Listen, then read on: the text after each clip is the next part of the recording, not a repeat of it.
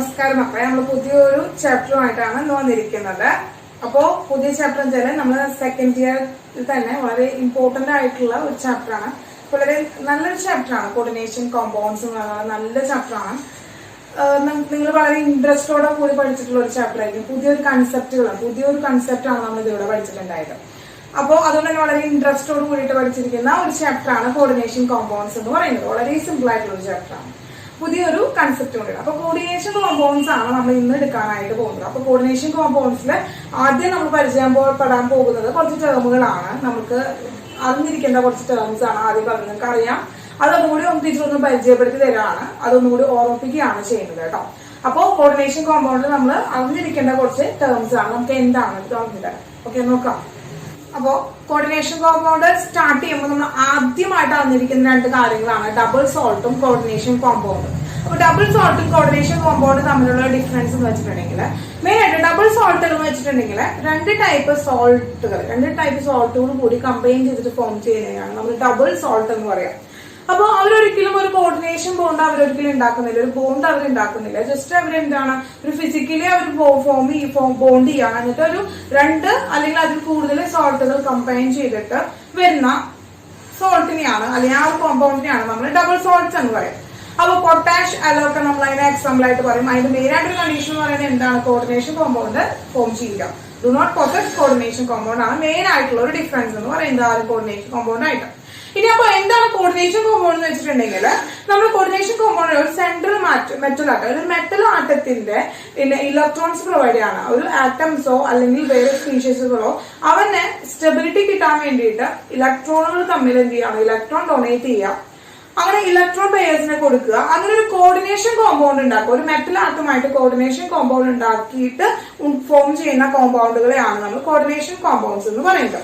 അപ്പൊ ആ കൊടുക്കുന്ന ആറ്റംസ് ഉണ്ടല്ലോ, നമ്മളിപ്പോ ആറ്റംസ് അല്ലെങ്കിൽ ആ സ്പീഷീസ് അല്ലെങ്കിൽ ആ ഗ്രൂപ്പ് വിച്ച് ഡൊണേറ്റ് ഇലക്ട്രോൺ പെയേഴ്സിനെ ഡൊണേറ്റ് ചെയ്യുന്ന ആ ഒരു ഗ്രൂപ്പിനെയാണ് നമ്മൾ ലിഗാൻഡ്സ് എന്ന് പറയാം.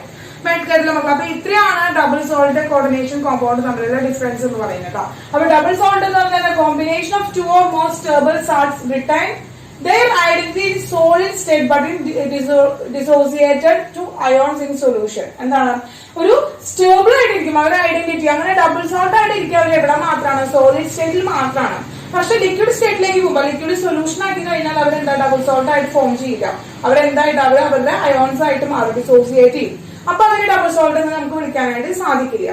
അതാണ് ഒരു ഡിഫറൻസ് എന്ന് പറയുന്നത്, ഒരു പ്രോപ്പർട്ടി ഓഫ് എന്താണ് ഡബിൾ സോൾട്ട് എന്ന് പറയുന്നത്. പക്ഷേ കോർഡിനേഷൻ കോമ്പൗണ്ടിലേക്ക് വരുമ്പോൾ എന്താണ് അവൻ റിട്ടൈൻ ചെയ്യും. എന്താണ്?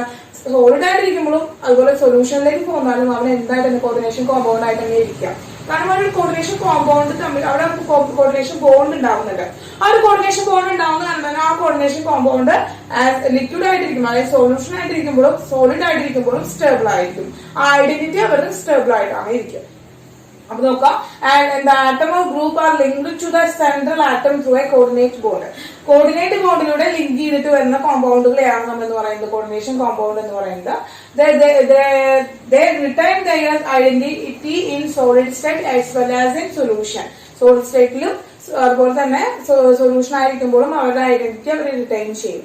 ഇനി നമ്മൾ നാളെ പഠിച്ചുള്ള ലിഗാൻഡുകൾ എന്ന് പഠിച്ചു. അപ്പൊ ഇവിടുത്തെ ഒരു സെൻട്രൽ ആറ്റം എന്ന് പറയുന്നത് എഫ് ആണ് സെൻട്രൽ ആറ്റം. ഈ സെൻട്രൽ ആറ്റത്തിന് ഈ സി എൻ എന്ന് പറയുന്ന ആള് എന്താണ്? സി എന്ന് പറഞ്ഞ ഗ്രൂപ്പ് വന്നിട്ട് ഇലക്ട്രോൺ പെയേഴ്സിന് കൊടുക്കുകയാണ്. അങ്ങനെ ഇലക്ട്രോൺ പെയേഴ്സിനെ ഡൊണേറ്റ് ചെയ്യുന്ന ആ ഒരു ഗ്രൂപ്പ് അല്ലെങ്കിൽ ഒരു ആറ്റംസിനെയാണ് നമ്മൾ എന്ന് പറയുന്നത് ലിഗാൻഡ്സ് എന്ന് പറയുന്നത്. എന്ന് പറയുന്നത് നമ്മളെ ലിഗാൻഡ്. അപ്പോ ഇവിടുത്തെ ലിഗാൻഡ് ആണ് ഇവൻ. അങ്ങനെ ലിഗാൻഡ്സ് കിട്ടുകയാണ് ചെയ്യുന്നത്. ലിഗാൻഡ് ആണ് ആയിരുന്നത് സി എൻ ലിഗാൻഡ് ആണ് ligand. The group atoms which donate electron pair to the central atom to form coordinate bond. എന്താണ്? ഇലക്ട്രോൺ പെയേഴ്സിനെ സെൻട്രൽ മെറ്റൽ ആറ്റത്തിന് കൊടുത്തിട്ട് ഡൊണേറ്റ് ചെയ്തിട്ട് അല്ലെങ്കിൽ പ്രൊവൈഡ് ചെയ്തിട്ട് ഒരു കോർഡിനേറ്റർ ബോണ്ട് ഉണ്ടാക്കുന്ന ടൈപ്പ് ഓഫ് ആറ്റംസ് അല്ലെങ്കിൽ ആ ഗ്രൂപ്പ് സ്പീഷീസുകളെയാണ് നമ്മൾ ലിഗാൻഡ്സ് എന്ന് പറയുന്നത്. ഓക്കെ, ഇനി നമുക്ക് ക്ലാസിഫിക്കേഷൻ ഓഫ് ലിഗാൻഡ് ആണ് പറയുന്നത്. ക്ലാസിഫിക്കേഷൻ ഓഫ് ലിഗാൻഡ് ഒരു ഫ്ലോ ചാർട്ട് വച്ച് കാണിച്ചു തരാം. അത് നിങ്ങൾ ആ ഫ്ലോ ചാർട്ട് അങ്ങനെ തന്നെ പഠിച്ചു വെക്കുക, ഒന്ന് ഓർത്ത് വെക്കുക. ഇമ്പോർട്ടന്റ് ആണ് കേട്ടോ. നമുക്ക് നോമിനിക്ലേച്ചർ ഒക്കെ വരുമ്പോൾ നമുക്ക് ഇമ്പോർട്ടന്റ് ആയിട്ടുള്ളതാണ് ഈ ലിഗാൻഡുകളുടെ നെയിം, ചാർജ് ഒക്കെ അറിയേണ്ടത്. കിട്ടില്ല മക്കളെ? അപ്പൊ ഇതൊന്ന് നോട്ട് ചെയ്തെടുത്തോളാം. നമുക്ക് ക്ലാസിഫിക്കേഷൻ ഓഫ് ലിഗാൻഡ് നോക്കാം. അപ്പൊ മക്കളെ ലിഗാൻഡുകളെ മെയിൻ ആയിട്ട് നമ്മൾ ക്ലാസിഫൈ ചെയ്യുന്നത് 2 ടൈപ്പ് ആയിട്ടാണ് കേട്ടോ മക്കളെ. അപ്പൊ ഇവിടെ ചാർജിന്റെ ബേസിസിൽ ഒരു ക്ലാസിഫിക്കേഷൻ ഉണ്ട്, അതുപോലെ തന്നെ ഡോണർ സൈറ്റിന്റെ ബേസിസിൽ ഒരു ക്ലാസിഫിക്കേഷൻ ഉണ്ട്. അപ്പൊ ചാർജിന്റെ ബേസിസിൽ 3 ആയിട്ടാണ് നമ്മൾ ക്ലാസിഫൈ ചെയ്യുന്നത്, ഡിവൈഡ് ചെയ്യുന്നത്. Anionic ligand, cationic ligand, neutral ligand. അപ്പൊ ആനിയോണിക് ലിഗാൻഡ് എന്ന് വെച്ചാല് നെഗറ്റീവ് ചാർജ് ആയിരിക്കും, നെഗറ്റീവ് ചാർജ്ഡ് ലിഗാൻഡ് ആയിരിക്കും, നെഗറ്റീവ് ചാർജ്ഡ് ആയിട്ടുള്ള ലിഗാൻഡുകൾ. ഫോർ എക്സാമ്പിൾ ആയിട്ട് വരുമ്പോ Cn minus, F minus, Cl minus, അതുപോലെ തന്നെ ഇപ്പൊ നമ്മൾ പറയാം C2O42 മൈനസ്, NO2 മൈനസ്, ഇവരൊക്കെയാണ് നെഗറ്റീവ് ലിഗാൻഡുകൾക്ക് എക്സാമ്പിൾ ആയിട്ട് കണ്ടിട്ട് നെഗറ്റീവ് ചാർജ് വരുന്ന ലിഗാൻഡുകൾ. Br മൈനസ് ഒക്കെ. അപ്പൊ നെഗറ്റീവ് ചാർജ് വരുന്ന ലിഗാൻഡുകൾ അല്ലെങ്കിൽ ഗ്രൂപ്പ്സ് സെൻട്രൽ മെറ്റൽ ആയിട്ട് കോർഡിനേറ്റ് കോമ്പൗണ്ട് ഉണ്ടാക്കുന്ന ആൾക്കാരാണ് നമ്മൾ ആനിയോണിക് ലിഗാൻഡ് എന്ന് പറയാം. അപ്പൊ കാറ്റയോണിക് ലിഗാൻഡ് എന്തായിരിക്കും മക്കളെ? കാറ്റയോണിക് ലിഗാൻഡ് എന്ന് പറയുന്നത് പോസിറ്റീവ് ചാർജിനാണ്. പോസിറ്റീവ് ചാർജ് ലിഗാൻഡ് ആണ് നമ്മൾ കാറ്റയോണിക് സ്പീഷീസ്, കാറ്റയോണിക് ലിഗാൻഡ് എന്ന് പറയുന്നത്. കാറ്റയോണിക് ലിഗാൻഡ് ആരൊക്കെയാ വരിക? NO plus, N2H5 plus, C2H5NH plus, ഇതൊക്കെയാണ് നമ്മൾ പോസിറ്റീവ് ലിഗാൻഡുകൾക്ക് എക്സാമ്പിൾ ആയിട്ട് പറയുന്നത്. അടുത്തത് എന്താണ്? നൺ ചാർജ് ആണ്. ചാർജ് ഇല്ലാത്ത ആൾക്കാർ, ചാർജ് ഇല്ലാത്ത ആൾക്കാർ വരിക. ഇപ്പൊ നോക്കുകയാണെങ്കിൽ NH3, H2O, അതുപോലെ തന്നെ NH2, CH2, CH2, NH2, ethylene ഡൈയമീൻ, അവരൊക്കെയാണ് നമ്മുടെ ന്യൂട്രൽ ലിഗാൻഡുകൾ വരുന്നത്. ചാർജ് ഇല്ലാത്ത ആൾക്കാര്.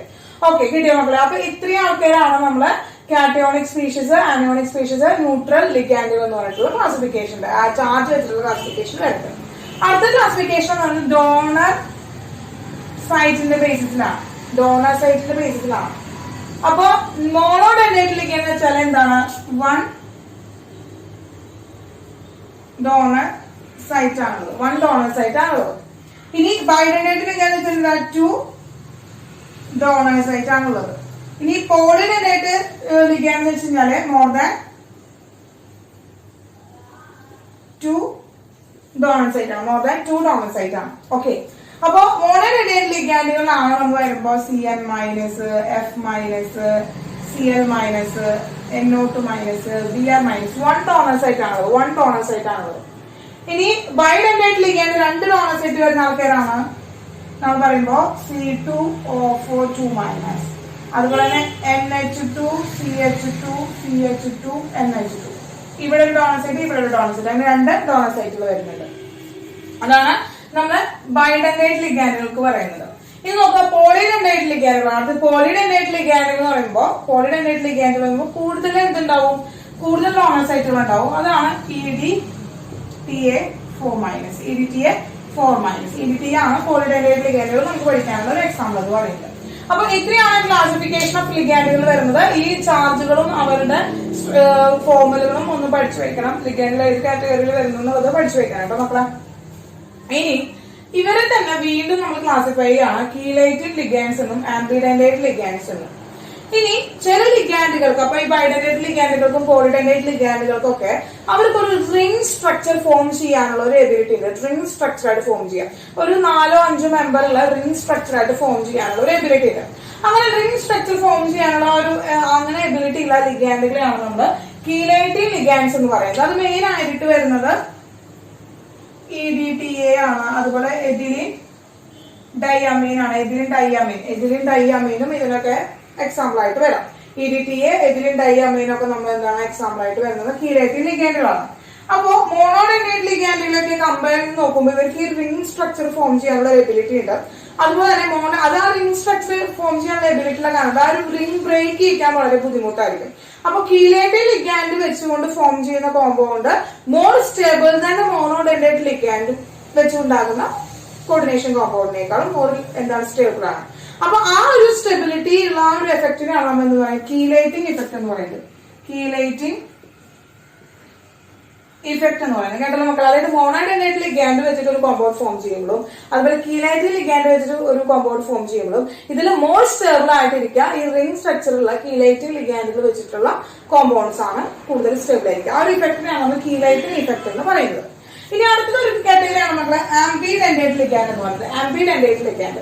അപ്പൊ ആംബിഡെൻഡേറ്റ് ലിഗാൻഡ് എന്ന് വെച്ച് കഴിഞ്ഞാൽ ഇതൊരു മോണോഡെൻഡേറ്റ് ലിഗാൻഡ് തന്നെയാണ്. പക്ഷെ മോണോഡെൻഡേറ്റ് ലിഗാൻഡിൽ തന്നെ 2 ഡോണേഴ്സ് ആയിട്ട് വരാം. അറ്റ് എ ടൈമിൽ ഒരാളായിട്ട് ലിങ്ക് ചെയ്യാനോ, പക്ഷെ 2 ആൾക്കും എന്ത് ചെയ്യാൻ ലിങ്ക് ചെയ്യാനായിട്ട് സാധിക്കും. ഫോർ എക്സാമ്പിൾ വരികയാണെങ്കിൽ CNല് N ആയിട്ട് ലിങ്ക് ചെയ്യാൻ പറ്റും, അല്ലെങ്കിൽ C ആയിട്ട് ലിങ്ക് ചെയ്യാനായിട്ട് പറ്റും. അപ്പൊ അതാണ് എന്ത് പറയുന്നത് ആംബിഡെൻഡേറ്റ് ലിഗാൻഡ്. ഒരു മോണോസൈറ്റ് ലിഗാൻഡ് തന്നെ നൈട്രജനായിട്ടോ കാർബൺ ആയിട്ടോ അവർക്ക് ലിങ്ക് ചെയ്യാനായിട്ട് സാധിക്കും.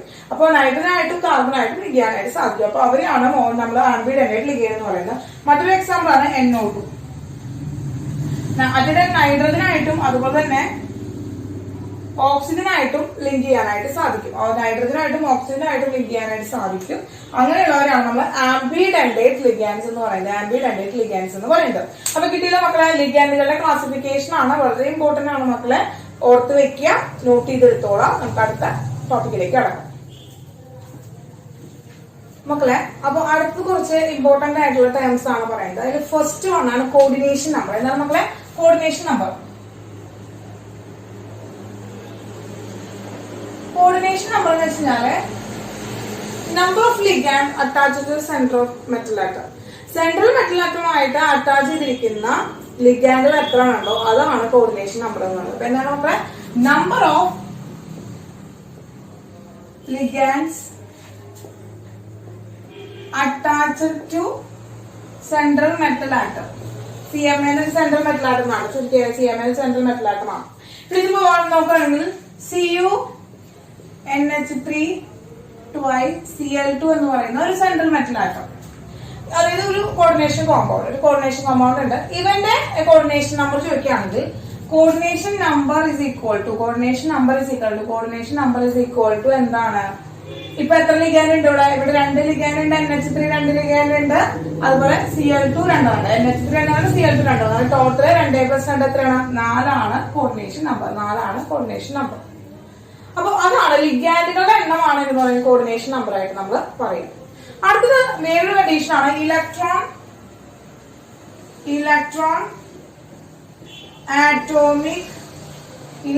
ആറ്റോമിക് നമ്പർ ആണ്. അതായത് total number of electron present in central metal atom, അല്ലെങ്കിൽ that provided by ligand provide ചെയ്യുന്നതോ അല്ലെങ്കിൽ സെൻട്രൽ മെറ്റൽ ആറ്റത്തിൽ ആ കോമ്പൗണ്ടിൽ ഉണ്ടാകുന്ന ടോട്ടൽ നമ്പർ ഓഫ് ഇലക്ട്രോൺസ് ആണ് നമുക്ക് കണ്ടുപിടിക്കാനായിട്ട് പോകുന്നത്.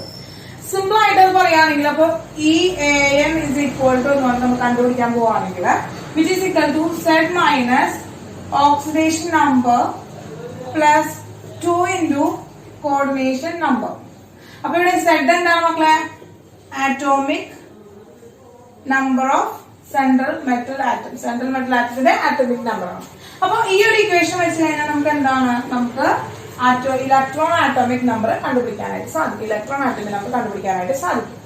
കിട്ടിയില്ല മക്കളെ? അപ്പൊ ഇതാണ് അടുത്തൊരു ടൈപ്പ് എന്ന് പറഞ്ഞത്. അടുത്ത 2 ടൈപ്പ്, ഇനി കോർഡിനേഷൻ കോംപ്ലക്സുകൾ തന്നെ 2 ടൈപ്പ് ആണുള്ളത്, ഹോമോലെപ്റ്റിക് ആൻഡ് ഹെട്രോലെപ്റ്റിക് കോംപ്ലക്സുകൾ. ഹോമോലെപ്റ്റിക് കോംപ്ലക്സ് എന്ന് വെച്ചിട്ടുണ്ടെങ്കിൽ സെയിം ടൈപ്പ് ലിഗാൻഡുകൾ മാത്രം കോർഡിനേഷൻ കോമ്പൗണ്ട്സ് വെച്ചിട്ടുണ്ടാവുക. അവരെയാണ്. അപ്പൊ എന്താണ്? ഹോമോലെപ്റ്റിക് കോംപ്ലക്സ് ആണ്. എന്താണ്? സെയിം ലിഗാൻഡ്സ് ആണ് ഉണ്ടാവുക. അത് അത്ര നോട്ട് ചെയ്ത് വെച്ചോ. സെയിം ലിഗാൻഡ്സ് ആണ്. ഫോർ എക്സാമ്പിൾ CuNH3 4 നോക്കിയേ, എന്താണത്? 4 NH3 ആണ് ലിങ്ക് ചെയ്തിരിക്കുന്നത്. NH3 മാത്രമേ ഉള്ളൂ ഇവിടെ. അതുപോലെ തന്നെ PTCl4 Cl ആണ്, ക്ലോറിൻ മാത്രമേ ഉള്ളൂ. ക്ലോറിൻ 4 വന്നിട്ടാണ് അറ്റാച്ച് ചെയ്തിരിക്കുന്നത്. അപ്പൊ അതാണ് ഹോമോലെപ്റ്റിക് കോംപ്ലക്സുകൾക്ക് എക്സാമ്പിൾ ആയിട്ട് പറയുകയാണെങ്കിൽ. അടുത്തത് ഹെട്രോലെപ്റ്റിക് കോംപ്ലക്സ്. നമ്മൾ എക്സാമ്പിൾ പറയുകയാണെങ്കിൽ ഹെട്രോലെപ്റ്റിക് കോംപ്ലക്സുകൾ പറയുകയാണെങ്കിൽ എന്താണ്? ഹെട്രോലെപ്റ്റിക് കോംപ്ലക്സ് എന്ന് പറയുമ്പോൾ ഡിഫറെന്റ് ലിഗാൻഡ്സ് ആയിരിക്കും കോർഡിനേറ്റ് ചെയ്തിട്ടുണ്ടായിരിക്കും. എക്സാമ്പിൾ PTNH3 Cl2 അല്ലെങ്കിൽ CuNH3 Cl2 Br. കണ്ടോ എത്ര ഡിഫറെന്റ് ലിഗാൻഡുകൾ വന്നിട്ട് അറ്റാച്ച് ചെയ്തിട്ടുണ്ടായിരിക്കും. അതാണ് ഹോമോലെപ്റ്റിക് കോംപ്ലക്സുകൾക്ക് എക്സാമ്പിൾ ആയിട്ട് പറയുന്നത്. അതിന് 2 തരം വാലൻസീസ് നമ്മൾ പറയുന്നുണ്ട്, primary valency and secondary valency എന്ന് പറയുന്നത്. ഇതിലെ പ്രൈമറി വാലൻസി എന്ന് പറയുന്നത് സെൻട്രൽ മെറ്റൽ ആറ്റത്തിന്റെ വാലൻസിയാണ് പ്രൈമറി വാലൻസി എന്ന് പറയുന്നത്. അതായത് അയണൈസബിൾ ആയിട്ടുള്ള വാലൻസിയാണ്, അയണൈസബിൾ വാലൻസിയാണ്. അവൻ സാറ്റിസ്ഫൈ ചെയ്യുന്നത് വെച്ചാൽ ആനിയോണിക് ആയിട്ടുള്ള ഒരു സ്പീഷീസ് വരിക അല്ലെങ്കിൽ കാറ്റിയോണിക് ആയിട്ടുള്ള ഒരു സ്പീഷീസ് വരുമ്പോൾ ഡയറക്റ്റ് ആയിട്ട് സെൻട്രൽ മെറ്റൽ ആറ്റമായിട്ട് ബോണ്ട് ചെയ്തിട്ട് ഉണ്ടാക്കുന്ന വാലൻസിയാണ് അയണൈസബിൾ ആയിട്ടുള്ള വാലൻസിയാണ് എന്ന് പറയുന്നത് പ്രൈമറി വാലൻസി എന്ന് പറയുന്നത്. പിന്നെ സെക്കൻഡറി വാലൻസി ആണ് മക്കളെ. സെക്കൻഡറി വാലൻസി എന്ന് പറഞ്ഞിട്ടുണ്ടെങ്കിൽ നോൺ അയണൈസബിൾ ആയിട്ടുള്ള ഒരു വാലൻസി ആണ് which is equal to the coordination number. Coordination നമ്പറിന് ഈക്വൽ ആണെന്ന് പറയുന്നത് സെക്കൻഡറി വാലൻസി എന്ന് പറയുന്നത്. അതായത് എത്ര നമ്പർ ലിഗാൻഡുകളായിട്ട് ബോണ്ട് ചെയ്തിട്ട് വരുന്ന വാലൻസിയാണ്. ഈ കോർഡിനേഷൻ നമ്പർ അല്ലെങ്കിൽ ആ ഒരു സെക്കൻഡറി വാലൻസി ആണ് ആ ഒരു കോമ്പൗണ്ടിന്റെ ജോമെട്രിനെ സാറ്റിസ്ഫൈ ചെയ്യുന്നത്. ജോമെട്രി സാറ്റിസ്ഫൈ ചെയ്യുന്നത് ആ ഒരു സെക്കൻഡറി വാലൻസി ആണ്. അപ്പൊ രണ്ട് തരം വാലൻസിയാണ് മക്കളെ. ഏതാണ്? Primary valency and secondary valency. ഇതാണ് രണ്ട് ടൈപ്പ് വാലൻസികളുള്ളത്, primary valency and secondary valency. Primary valency എന്ന് പറയുന്നത് അയനൈസബിൾ ആയിട്ടുള്ള വാലൻസി ആണ്. അവൻ എന്താണ് കാറ്റയോണോ ആനിയോണോ ആയിട്ട് വന്നിട്ട് വേണമെങ്കിൽ ലിങ്ക് ചെയ്ത് വരും സെൻട്രൽ മെറ്റലുമായിട്ട്. ഇനി സെക്കൻഡറി വാലൻസി എന്ന് പറഞ്ഞു കഴിഞ്ഞാല് അതൊരു നോൺ അയനൈസബിൾ ആയിട്ടുള്ള വാലൻസി ആണ്. ലിഗാൻഡുകൾ വന്നിട്ടാണ് അറ്റാച്ച് ചെയ്യുക. അത് വേണമെങ്കിൽ അതായത് കാറ്റയോൺ ആവാം ആനിയോൺ ആവാം ന്യൂട്രൽ ആയിട്ടുള്ള സ്പീഷീസുകൾ വന്നിട്ട് സെൻട്രൽ മെറ്റലുമായിട്ട് അറ്റാച്ച് ചെയ്യുമ്പോൾ നോൺ അയനൈസബിൾ ആയിട്ടുള്ള ഒരു വാലൻസി ഉണ്ടാവുക. അതാണ് സെക്കൻഡറി വാലൻസി എന്ന് പറയുന്നത്. ഇനി സെക്കൻഡറി വാലൻസി ആക്ച്വലി എന്താ ഈക്വൽ ടു കോർഡിനേഷൻ നമ്പർ ആണ്. കോർഡിനേഷൻ നമ്പറിനോട് ഈക്വൽ ആണ്. അപ്പോ കോർഡിനേഷൻ നമ്പർ അല്ലെങ്കിൽ സെക്കൻഡറി വാലൻസി വെച്ചിട്ടാണ് നമ്മൾ ഒരു കോമ്പൗണ്ടിന്റെ ജോമെട്രി പറയാനായിട്ട് പറ്റും. അപ്പൊ ഇത്രയാണ് മക്കളെ ബേസിക് ആയിട്ടുള്ള കാര്യങ്ങൾ. ഇനി നമുക്ക് ഇതിന്റെ ടൈപ്പ് കോംപ്ലക്സുകളുടെ രണ്ട് ടൈപ്പ് പഠിക്കണം. അതിന്റെ നോമൻക്ലേച്ചറും കൂടി പഠിക്കണം. അപ്പൊ എന്റെ മക്കളെ വേഗം ഒന്ന് നോട്ട് ചെയ്ത് വെച്ചാൽ നമുക്ക് ടൈപ്പ് എന്താണ് അതിന്റെ നോമൻക്ലേച്ചേഴ്സ് നോക്കാം.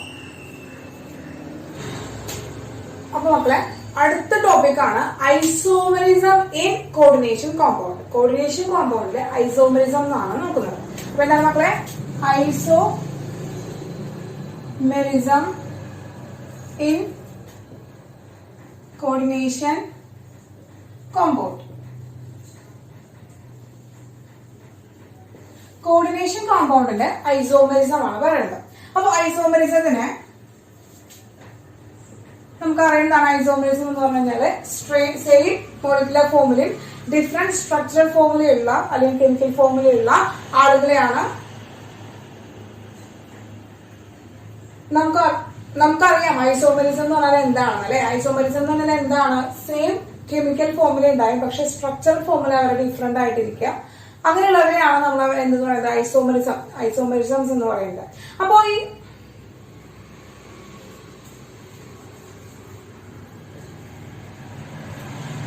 Isomerism in coordination compound. അതിൽ നമ്മൾ ഐസോമെറിസത്തിനെ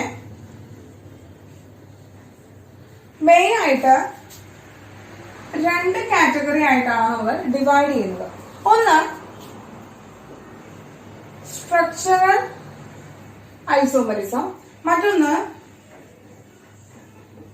സ്റ്റീരിയോ ഐസോമെറിസം. അപ്പൊ സ്ട്രക്ചറൽ ഐസോമെറിസം സ്റ്റീരിയോ ഐസോമെറിസം എന്ന് പറയുന്ന രണ്ട് പാർട്ടായിട്ടാണ് നമ്മൾ ക്ലാസിഫൈ ചെയ്യുന്നത്. അതിൽ രണ്ട് തരം ഐസോമെറിസംസ് ഉണ്ട്, അറിയുന്ന കാര്യമാണ്. ഇനി ഈ structural isomerism can be classified into 4. Structural isomerism നമുക്ക് ഈ കോർഡിനേഷൻ കോമ്പൗണ്ടിലെ 4 ആയിട്ടാണ് ക്ലാസിഫൈ ചെയ്യുന്നത്. First one ionisation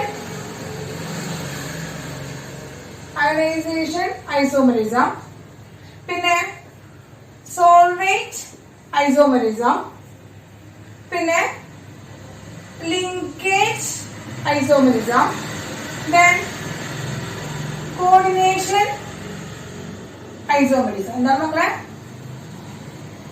ionisation isomerism, solvate isomerism, linkage isomerism and coordination isomerism.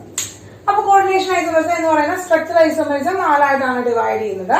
ഇനി സ്റ്റീരിയോ ഐസോമെറിസം 2 ആയിട്ടാണ് ഡിവൈഡ് ചെയ്യുന്നത്. മെയിൻ ആയിട്ട് 2 കാറ്റഗറിയിലാണ് ഡിവൈഡ് ചെയ്യുന്നത്. ഒന്ന് geometrical isomerism, second one optical isomerism. അപ്പൊ ഇത്രയാണ് മെയിൻ ആയിട്ടുള്ള isomerisms in coordination compound. Coordination കോമ്പൗണ്ടിലെ ഐസോമെറിസംസ് ആണ് ഇവിടെ. ഇനി നമുക്ക് ആദ്യം സ്ട്രക്ചറൽ ഐസോമറിസം നോക്കാം. അപ്പൊ സ്ട്രക്ചറൽ ഐസോമറിസത്തിൽ ionisation isomerism, solvate isomerism, linkage isomerism, coordination isomerism എന്ന 4 ടൈപ്പ് ഐസോമറിസം ആണ് കാണിക്കുക. അപ്പൊ ഏതാണെന്ന് ഓരോ എക്സാമ്പിൾ വെച്ചിട്ടൊന്ന് ജസ്റ്റ് നമ്മൾ എന്ത് ചെയ്താണ് പറഞ്ഞുതരാം. ഓക്കെ, അപ്പൊ ആദ്യം അയണൈസേഷൻ ഐസോമറിസം തന്നെ എന്താണെന്നുള്ള എക്സാമ്പിൾ പറഞ്ഞുതരാം. അയണൈസേഷൻ ഐസോമറിസത്തിൽ പറയാണ് CO NH3 5 Br SO4. അപ്പൊ അയണൈസേഷൻ ഐസോമറിസം ആണ്. ഇവന്റെ ഐസോമറിസം കാണിക്കുന്നത് അയണൈസേഷൻ ആവുമ്പോ ഇവിടെ ഈ ഒരു പോസിറ്റീവ് അയോണും SO4 2 മൈനസ് എന്ന് പറയുന്ന പോസിറ്റീവ് അയോൺ ആയിട്ടാണ് ഇവന്റെ അയണൈസേഷൻ കാണിക്കുന്നത്. ഇവന്റെ ഐസോമറിസം പറയുന്നത് CO NH3 5 SO4 Br. അപ്പൊ രണ്ടിലും എന്താണ്, രണ്ടിലും സെയിം ഫോർമുലയാണ്, രണ്ടിലുള്ള ആറ്റംസ് സെയിം ആണ്. പക്ഷെ അയണൈസേഷൻ വരുമ്പോ രണ്ട് കോമ്പൗണ്ടും ഡിഫറെന്റ് അയോൺസിനെയാണ് നമുക്ക് തരാം. ആഫ്റ്റർ അയണൈസേഷന് എന്താണ് ഡിഫറെന്റ് അയോൺസ് ആയിരിക്കും നമുക്ക് തരാം. അപ്പൊ ഇതാണ് മെയിൻ ആയിട്ടുള്ള എക്സാമ്പിൾ. അതായത് ഉള്ളിൽ കിടന്നിരുന്ന അയോണ് പുറത്തേക്ക് ചാടി. ഓക്കെ, അപ്പൊ ഇതാണ് അയണൈസേഷൻ ഐസോമറിസത്തിനുള്ള ഒരു എക്സാമ്പിൾ എന്ന് പറയുന്നത്. ഓക്കെ, ഇനി നെക്സ്റ്റ് എക്സാമ്പിൾ പറയാം. നെക്സ്റ്റ് നമ്മള് സോൾവൈറ്റ് ഐസോമറിസം ആണ് പറയുന്നത്. സോൾവൈറ്റ് ഐസോമറിസത്തിൽ പറയുന്നത് ഇതുപോലെ CO NH3 thrice H2O Cl3.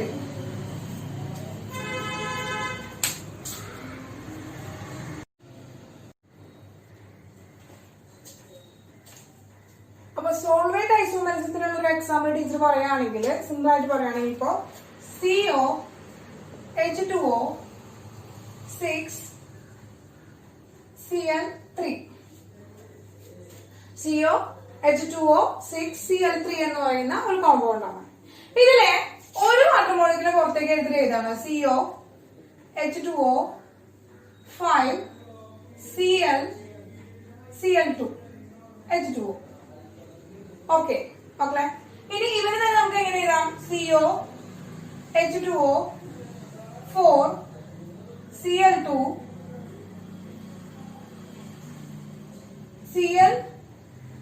H2O twice. Okay മക്കളെ, ഇനി ഇവര് മാറ്റി എങ്ങനെ എഴുതാം? CO H2O thrice Cl3 H2O thrice.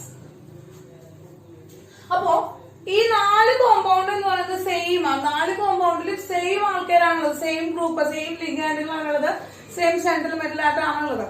പക്ഷേ ഇതിന്റെ കോർഡിനേഷൻ കോമ്പൗണ്ടിൽ ഉള്ളിലിരിക്കുന്ന വാട്ടറിന്റെ എണ്ണത്തിന് എന്താണ് വ്യത്യാസമുണ്ട്. അതുപോലെ കൗണ്ടർ അയോൺ, പുറത്തു കിടക്കുന്ന അയോൺസിന്റെ എണ്ണത്തിലും വ്യത്യാസം വരുന്നു. ഓക്കെ മക്കളെ, അതിനാണ് നമ്മൾ സോൾവൈറ്റ് ഐസോമറിസം എന്ന് പറയുന്നത്. സോൾവൈറ്റ് ഐസോമറിസം എന്ന് പറയുന്നത് ഒരു എക്സാമ്പിൾ ആണ് മക്കളെ. വാട്ടറിന്റെ എണ്ണത്തിൽ വാട്ടർ മോളിക്യൂൾ അല്ലെങ്കിൽ വാട്ടർ ലിഗാൻഡിന്റെ എണ്ണത്തിന് എന്തുണ്ടാവുക, വ്യത്യാസം വരാം. കൗണ്ടർ അയോണിന്റെ എണ്ണം കൂടി വരിക. ഓക്കെ മക്കളെ, അപ്പൊ അതാണ് നമ്മൾ സോൾവൈറ്റ് ഐസോമറിസം എന്ന് ഉദ്ദേശിക്കുന്നത്. ക്ലിയർ ആണല്ലോ. ഇനി അടുത്തത് ലിങ്കേജ് ഐസോമറിസം ആണ് മക്കളെ. ലിങ്കേജ് ഐസോമറിസം ആണ്. അപ്പൊ ലിങ്കേജ് ഐസോമറിസത്തിന്റെ എക്സാമ്പിൾ പറയുകയാണെങ്കിൽ ഇപ്പൊ ഒന്നാമത്തെ എക്സാമ്പിൾ പറഞ്ഞു, ഒന്നാമത്തെ ഐസോമറിസം, രണ്ടാമത്തെ ഐസോമറിസം പറഞ്ഞു. അടുത്ത മൂന്നാമത്തെ ഐസോമറിസം ആണ് ലിങ്കേജ് ഐസോമറിസം. എക്സാമ്പിൾ ആയിട്ട് പറയാണ് CO NH3 5 NO2 Cl3. നോക്കുക മക്കളെ, അപ്പോ ഇതിന് CO NH3 5 NO2 Cl3 എന്നാണ്. അപ്പൊ ഇവിടെ ഈ കൊബാൾട്ടും നൈട്രജനും കൂടിയിട്ടാണ് ലിങ്കേജ് ഉണ്ടായിരിക്കുന്നത്. ഈ കൊബാൾട്ടും നൈട്രജനും കൂടിയിട്ടാണ് ലിങ്കേജ് ഉണ്ടായിരിക്കുന്നത്. ഇവന്റെ ഐസോമറിസം നമുക്ക് എഴുതാം CO NH3 5 ONO Cl3. അപ്പോ ഇവിടെ സെൻട്രൽ മെറ്റലായിട്ട് നൈട്രജൻ ആണ് ലിങ്ക് ചെയ്തിട്ടുണ്ടായിരുന്നത്. രണ്ടാമത്തെ ഐസോമറിസത്തിൽ എന്താണ്, ഈ കൊബാൾട്ടും അതുപോലെ തന്നെ ഓക്സിജനുമായിട്ടാണ് ലിങ്ക് ചെയ്തിരിക്കുന്നത്. അപ്പൊ ലിങ്കേജുകളിൽ വ്യത്യാസം വരും. അതായത് ഒരു ആംബിഡ് എൻഡൈഡ് ലിഗാൻഡ് വരുന്നതുകൊണ്ടാണ്. എന്ത് വരുന്നതുകൊണ്ടാണ് നമ്മള് ആംബിഡ് എൻഡൈഡ് ലിഗാൻഡ് വന്നതുകൊണ്ടാണ്. അപ്പൊ അപ്പോ ആംബിഡെന്റേറ്റ് ലിഗാൻഡ് വരാണെങ്കിൽ അവരെന്താണ് ലിങ്കേജ് ഐസോമറിസം ആണ് കാണിക്കുക. എന്താ കാണിക്കുക മക്കളെ? ലിങ്കേജ് ഐസോമറിസം ആണ് കാണിക്കുക. ഓക്കെ, ക്ലിയർ ആയല്ലോ. അടുത്തത് കോർഡിനേഷൻ ഐസോമറിസം ആണ്. നാലാമത്തെ എന്താണ് മക്കളെ? കോർഡിനേഷൻ ഐസോമറിസം ആണ് കാണിക്കുന്നത്. അപ്പൊ കോർഡിനേഷൻ ഐസോമറിസം എന്ന് പറഞ്ഞാൽ സിമ്പിൾ ആയിട്ട് പറയുകയാണെങ്കിൽ രണ്ട് കോർഡിനേഷനിൽ ഇരിക്കുന്ന ലിഗാൻഡുകളെ എക്സ്ചേഞ്ച് ചെയ്യാം, അല്ലെങ്കിൽ രണ്ട് കോർഡിനേഷനിൽ ഇരിക്കുന്ന സെൻട്രൽ മെറ്റൽ ആറ്റംസ് എന്താണ് എക്സ്ചേഞ്ച് ചെയ്യാം. ഫോർ എക്സാമ്പിൾ ഇപ്പോ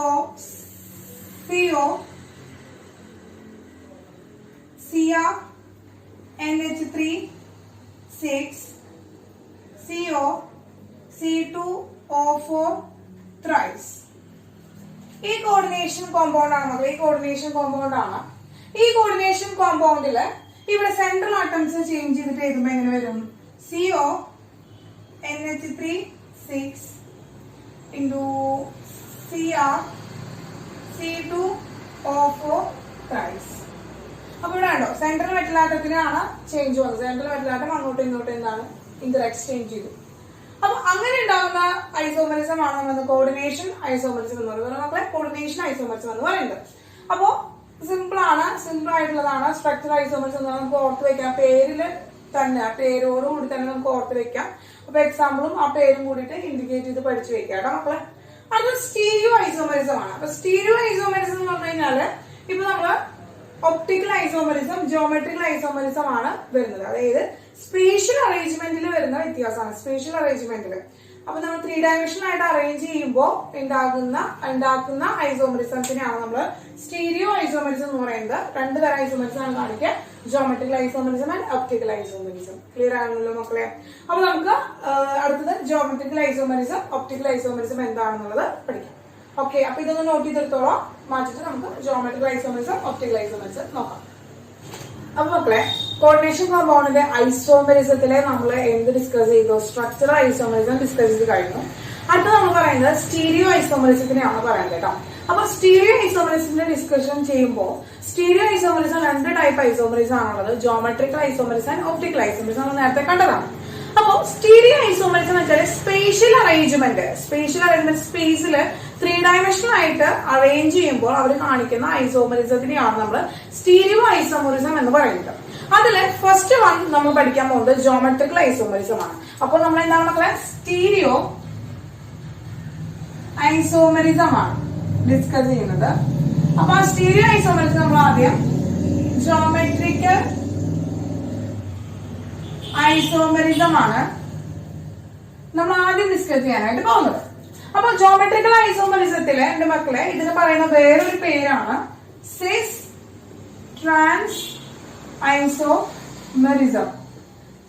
സിസ് ട്രാൻസ് ഐസോമറിസം എന്ന് പറയുന്ന ഒരു പേരിലും കൂടി ഇവര് നമ്മൾ അറിയപ്പെടുന്നുണ്ട്. ക്ലിയർ ആയോ? അതായത് സിസ് ഐസോമറിസം, ട്രാൻസ് ഐസോമറിസം കാണിക്കുന്നവരാണ് ജിയോമെട്രിക്കൽ ഐസോമറിസം എന്ന് പറയുന്നത്. സിസ് ഐസോമറിസം എന്താണ്? സിസ് എന്ന് വെച്ച് കഴിഞ്ഞാല്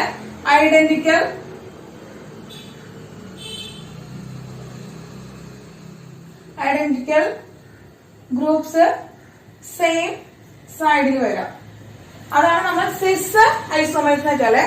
ട്രാൻസ് ഐസോമറിസം വെച്ചാൽ എന്താണ്? ഐഡന്റിക്കൽ ഗ്രൂപ്പ് ഓപ്പോസിറ്റ് സൈഡിൽ വരാം. അപ്പൊ അതാണ് സിസ് ട്രാൻസ് ഐസോമറിസം എന്ന് പറയുന്നത്. അപ്പോ ഈ സിസ് ട്രാൻസ് ഐസോമറിസം നമ്മൾ ശ്രദ്ധിക്കും. അല്ലെങ്കിൽ ജിയോമെട്രിക്കൽ ഐസോമറിസം നോക്കുമ്പോൾ ക്വസ്റ്റ്യൻസ് വരുമ്പോൾ നമുക്ക് ആരാണ് ജിയോമെട്രിക്കൽ ഐസോമറിസം കാണിക്കുന്നത്, അല്ലെങ്കിൽ ജിയോമെട്രിക്കൽ ഐസോമറിസം കാണിക്കാത്ത കോംപ്ലക്സ് ഏതാണെന്നൊക്കെയുള്ള ക്വസ്റ്റ്യൻസ് നമുക്ക് കണ്ടുപിടിച്ച് എഴുതാനായിട്ട് വരും. അപ്പൊ അങ്ങനെ വരുമ്പോൾ നമുക്ക് ജിയോമെട്രിക്കൽ ഐസോമറിസം കാണിക്കാത്ത കോമ്പൗണ്ടുകൾ ഏതൊക്കെ നേച്ചറുള്ള കോമ്പൗണ്ടുകളാണ് ജിയോമെട്രിക്കൽ ഐസോമറിസം കാണിക്കാത്തത് എന്നുള്ളത് ആദ്യം നോക്കാം. Do not show geometrical isomerism. Compounds do not show geometrical isomerism അതാണ് നമ്മൾ ആദ്യം ഡിസ്കസ് ചെയ്യാനായിട്ട് പോകുന്നത്. അപ്പോ അതിൽ ഫസ്റ്റ് വൺ എന്ന് പറയുന്നത് coordination number equal to 2 or 3. Coordination number 2ഉം 3 ഉള്ള ആളുകൾ 2 or 3 2ഉം 3ഉം കോർഡിനേഷൻ നമ്പറുള്ള ആൾക്കാര് ഡു നോട്ട് ഷോ എന്താണ്? Geometrical isomerism. ജിയോമെട്രിക്കൽ ഐസോമറിസം കാണിക്കില്ല. ഇനി കോർഡിനേഷൻ നമ്പർ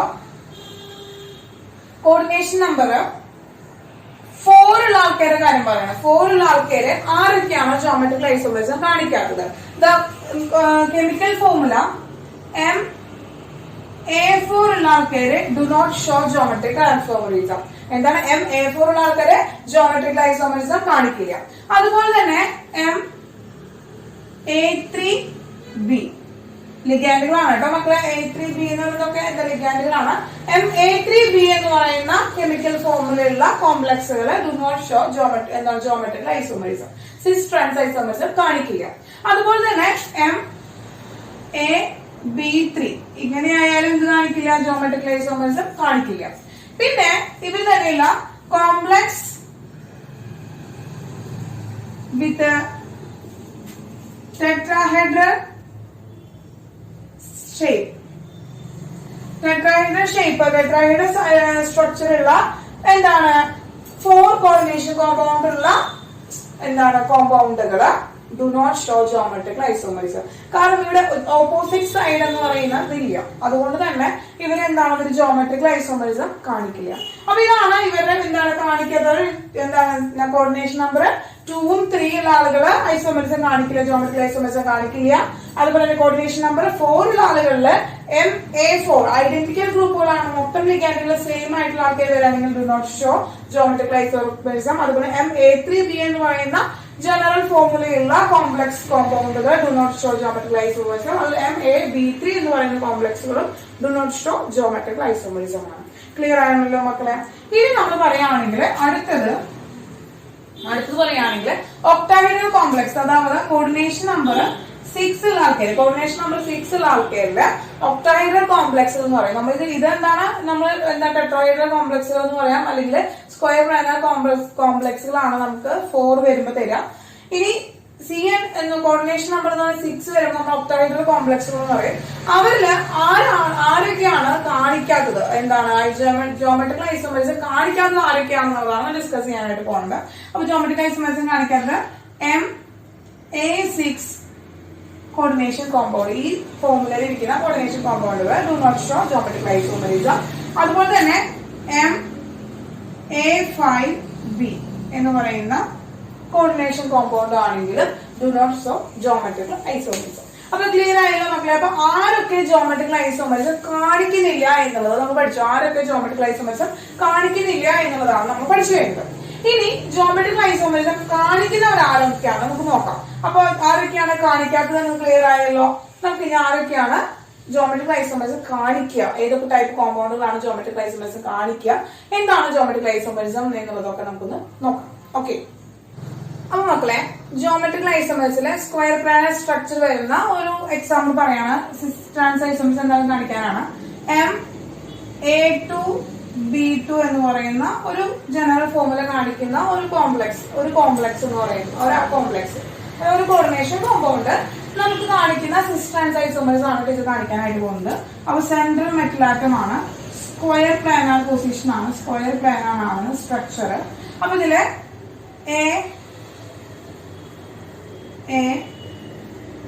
B എന്ന് പറയുന്നത് നോക്ക് മക്കളെ, സെയിം സൈഡില്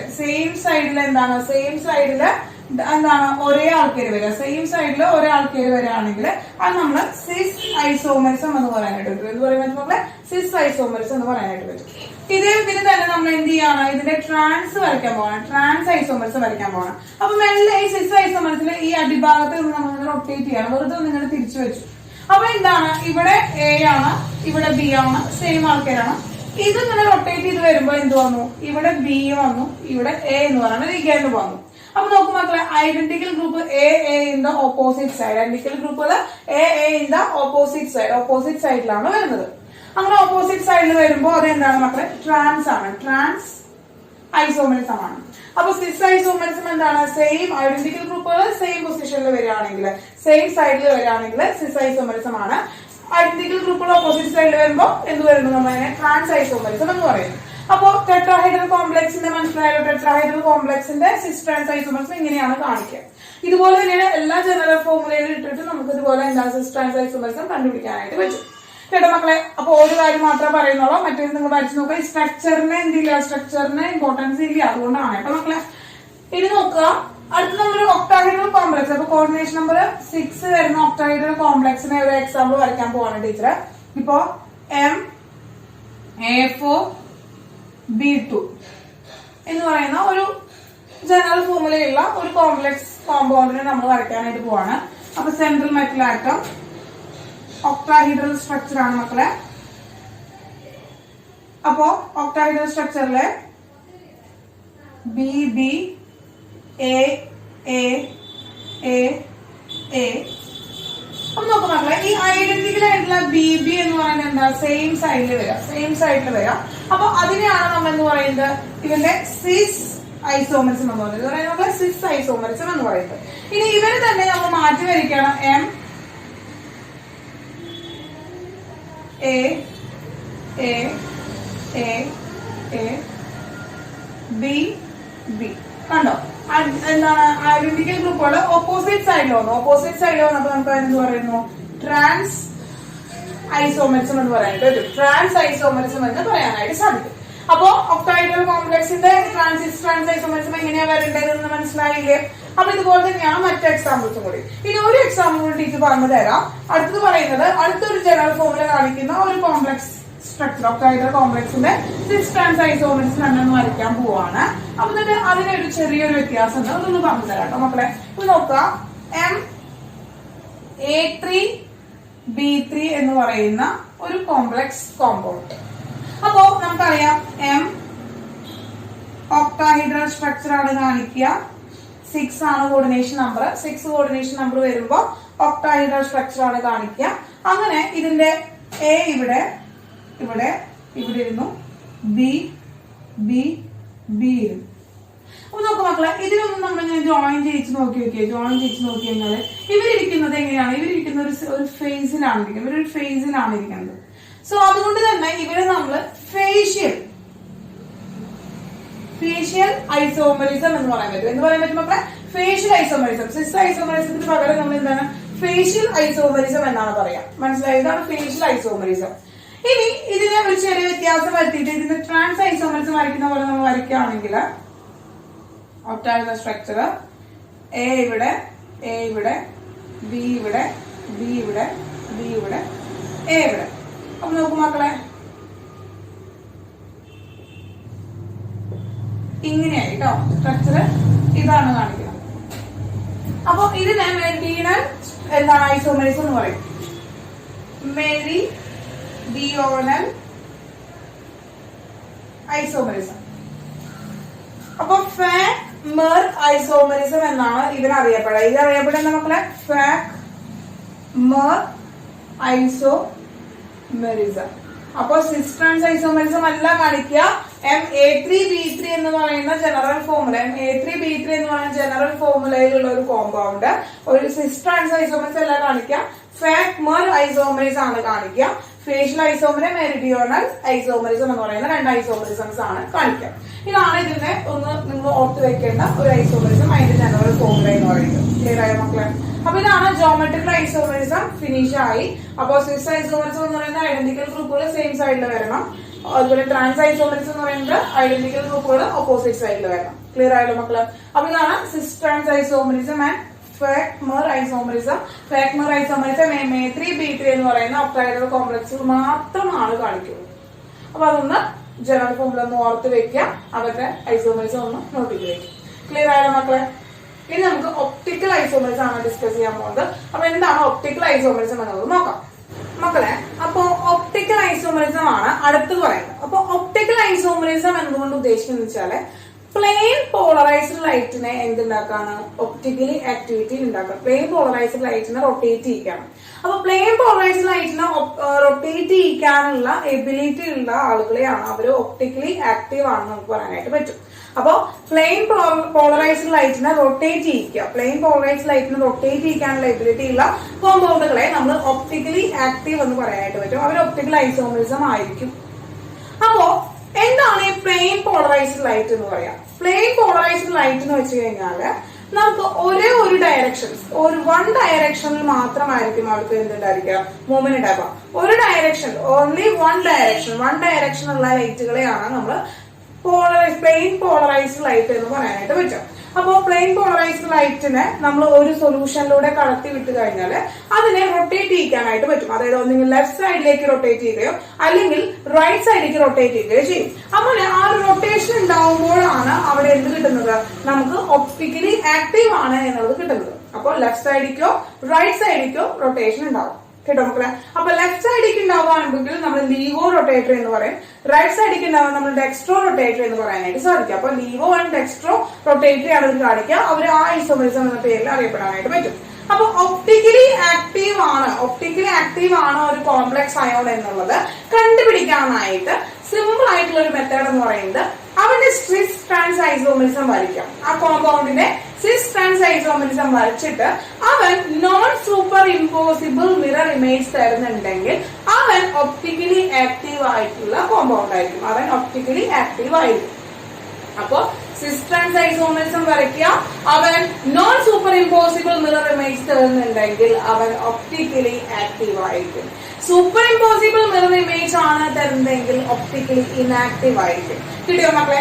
ഇനി ഒപ്റ്റിക്കൽ ആക്ടിവിറ്റി കാണിക്കുന്ന കോമ്പൗണ്ടുകളുടെ ജനറൽ ഫോർമുലയാണ് നമ്മൾ എഴുതിയിട്ടുള്ളത്. കാരണം എല്ലാം വരച്ചു നോക്കാനായിട്ട് നമുക്ക് ടൈം ഉണ്ടാവില്ല, ടൈം കൺസ്യൂമിംഗ് ആയിട്ട് ചെയ്യേണ്ടതാണല്ലേ. നമുക്ക് എൻട്രൻസ് എക്സാമിലൊക്കെ നമുക്ക് എന്താ കോമ്പറ്റേറ്റീവ് എക്സാമിൽ നമുക്ക് വരച്ചു നോക്കി ചെയ്യുക എന്ന് പറയുന്നത് ബുദ്ധിമുട്ടാണ്. സോ നമ്മൾ അതിനെ കുറച്ച് ജനറൽ ഫോർമുലകൾ പഠിച്ചു വെച്ചാൽ മതി. ആരൊക്കെയാണ് ഒപ്റ്റിക്കലി ആക്റ്റീവ് ആയിട്ടുള്ള കോംപ്ലക്സുകൾ എന്നുള്ളത് നോക്കുക. MAAX2Y2. ഈ AA എന്ന് പറയുന്നത് ആംബിഡെൻഡേറ്റ് ലിഗാൻഡുകൾ ആണ് കേട്ടോ മക്കളെ. ആംബിഡെൻഡേറ്റ് അല്ല, ബൈഡെൻഡേറ്റ് ലിഗാൻഡുകൾ ആണ് കേട്ടോ. ബൈഡെൻഡേറ്റ് ലിഗാൻഡ്, ആംബിഡെൻഡേറ്റ് അല്ല, ബൈഡെൻഡേറ്റ് ലിഗാൻഡുകളാണ്. ഈ AA എന്നതുകൊണ്ട് ഉദ്ദേശിക്കുന്നത് ബൈഡെൻഡേറ്റ് ലിഗാൻഡുകളാണ്. അവര് രണ്ട് സൈഡിലേക്കും കണക്ഷൻ ഉണ്ടാവും, രണ്ട് സൈഡിലേക്കും ബോണ്ടഡ് കൊടുക്കാനായിട്ട് സാധിക്കും, കോർഡിനേഷൻ കോമ്പൗണ്ട് ഉണ്ടാക്കാനായിട്ട് സാധിക്കും. അപ്പൊ നോക്കാം, MAAX2Y2 അതുപോലെ MAA or 2X2 twice X2 ആണ് വരുന്നത്. MAAX twice X1 MAA thrice ആണ്. അപ്പൊ ഇതും എന്ത് തന്നെയാണ്, ഒരു ബൈഡെൻഡേറ്റ് ലിഗാൻഡ് ആണ്. അപ്പൊ ഈ ജനറൽ ഫോർമുലകളിലുള്ള കോമ്പൗണ്ടുകളാണ് മെയിൻ ആയിട്ട് എന്ത് തരുന്നത്, ഒപ്റ്റിക്കൽ ഐസോമെറിസം തരുന്നത്. ക്ലിയർ ആയോ മക്കളെ? അപ്പോ ടീച്ചർ MAA thrice എന്ന് പറയുന്നതിന്റെ ഒപ്റ്റിക്കൽ ഐസോമെറിസം എങ്ങനെയാണ് എന്നുള്ളതൊന്ന് ടീച്ചർ ഒന്ന് കാണിച്ചു തരാം കേട്ടോ. നോക്കുക. അപ്പൊ നോക്കുക, നമ്മുടെ കയ്യില് M ഉണ്ട്. അപ്പൊ നമുക്കറിയാം ഇത് ത്രൈസ് ആണ് അല്ലെ, 2x3 ആണ്, 2 കണക്ഷൻ ഉണ്ട്. 2x3 എന്ന് പറയുമ്പോൾ 6 ബോണ്ടുകളാണ്. ഒക്ടാഹീഡ്രൽ കോംപ്ലക്സ് ആണ്. ഇവരെന്താണ് മക്കളെ, ഒക്ടാഹീഡ്രൽ കോംപ്ലക്സ് ആണ്. ഈ ഒക്ടാഹീഡ്രൽ കോംപ്ലക്സിന്റെ അറ്റത്ത് എന്താണുള്ളത്, ഒരു AA ഇവിടെ AA ഇവിടെ AA ആണുള്ളത്. സോ ഇവരെന്ത് ചെയ്തു, ഇങ്ങനെ കണക്ഷൻ, ഇവിടെ കണക്ഷൻ, ഇവിടെ കണക്ഷൻ, ഇവിടെ കണക്ഷൻ, ഇവിടുന്ന് കണക്ഷൻ, ഇവിടുന്ന് കണക്ഷൻ. അപ്പൊ ഇതാണ് അതിന്റെ സ്ട്രക്ചർ. ഒക്ടാഹീഡ്രൽ സ്ട്രക്ചർ എന്ന് പറയുന്നത് ആരുടെ, MAA thrice എന്ന് പറയുന്ന കോമ്പൗണ്ടിന്റെ ഒക്ടാഹീഡ്രൽ സ്ട്രക്ചർ ആണ് നമ്മൾ വച്ചിരിക്കുന്നത്. ഇത് സിസ് ആണ്, സിസ് ഐസോമെറിസം ആണ് വച്ചിരിക്കുന്നത്. ഐഡന്റിക്കൽ ഗ്രൂപ്പുകൾ സെയിം സൈഡിലാണ്. അപ്പൊ സിസ് ഐസോമെറിസം ആണ് നമ്മൾ വച്ചിരിക്കുന്നത്. ഇനി ഇവന്റെ ഒരു മിറർ ഇമേജ് നമ്മൾ വരയ്ക്കണം. മിറർ ഇമേജ് വരയ്ക്കുമ്പോൾ ഇവൻ എന്ത് ചെയ്യുന്നു മക്കളെ, റൊട്ടേറ്റ് ചെയ്യാണല്ലോ ചെയ്യാം. ഇവൻ റൊട്ടേഷൻ കാണിക്കുമല്ലോ. അപ്പൊ മിറർ ഇമേജ് നമ്മൾ വരച്ചപ്പോ നമുക്കറിയാം M എന്ന് പറയുന്നത് ഇതിന്റെ മിറർ ഇമേജ് വരയ്ക്കുകയാണ് നമ്മള്. മിറർ ഇമേജ് വരച്ചപ്പോ AA ഇങ്ങോട്ട് റൊട്ടേറ്റ് ചെയ്തു, എവിടേക്ക്, റൈറ്റ് സൈഡിലേക്ക് ലെഫ്റ്റ് സൈഡിലേക്ക് റൊട്ടേറ്റ് ചെയ്തു. അതുപോലെ തന്നെ AA ഇങ്ങോട്ട് റൊട്ടേറ്റ് ചെയ്തു. അപ്പൊ നോക്കുമ്പോൾ ഇതിന്റെ non super impossible mirror image അല്ലേ നമുക്ക് കിട്ടിയിരിക്കുന്നത്. ഇവൻ അവിടെ റൊട്ടേഷൻ സംഭവിച്ചിട്ടില്ലേ, ഇവന്റെ സൈഡ് മാറിയിട്ടില്ലേ, അങ്ങനെ റൊട്ടേഷൻ സംഭവിച്ചിട്ടില്ലേ. അങ്ങനെ ഇതിന്റെ ഓപ്പോസിറ്റ് സാധനമല്ലേ, ഈ ഇരിക്കുന്ന കോമ്പൗണ്ടിനെ ഇതിന്റെ മുകളിൽ കൊടുന്ന് വെച്ച് കഴിഞ്ഞാൽ സെയിം ആണോ, സിമെട്രിക്കൽ ആണോ, അല്ല അല്ലെ. ഇതിന്റെ മുകളിൽ കൊടുന്ന് വെച്ച് കഴിഞ്ഞാൽ എന്ത് ചെയ്യും, ഇവർ രണ്ടാളും ഇങ്ങോട്ട് നിൽക്കും, ഇവൻ ഇങ്ങോട്ട് വരാണ് ചെയ്തത്. അപ്പൊ അതുകൊണ്ട് തന്നെ എന്താണ്, ഇവന്റെ non super impossible mirror image ആണ് നമുക്ക് കിട്ടിയിരിക്കുന്നത്. എന്താണ്, non super impossible mirror image. അങ്ങനെ non super impossible mirror image കാണിക്കുന്നു എങ്കിൽ ഇവൻ എന്താണ്, ഇവന്റെ സിസ് ഐസോമെറിസം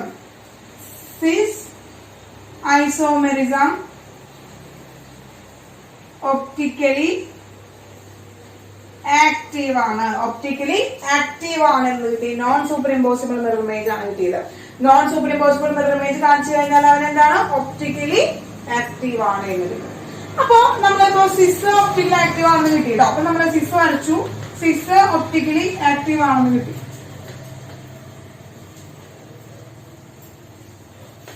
എന്താണ് ഇവന്റെ സിസ് ഐസോമെറിസം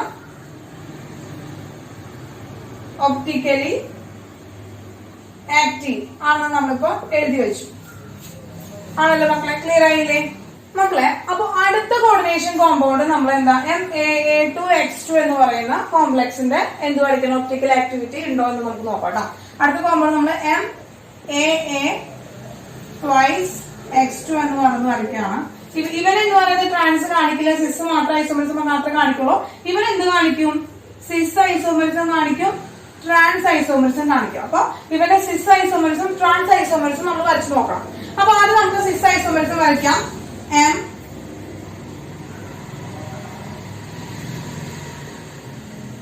CL രണ്ടും സോറി CL അല്ല, എന്താണ് മക്കളെ, X ആണ്. X okay. ദെൻ ബൈഡന്റേറ്റിലേക്ക് ആയിട്ടുള്ള AA ഈ രണ്ട് ബോണ്ടുകളെ ഷെയർ ചെയ്തു. അതുപോലെ ഇവിടെ AA ഇത് രണ്ടും ഷെയർ ചെയ്തു. ഓക്കെ.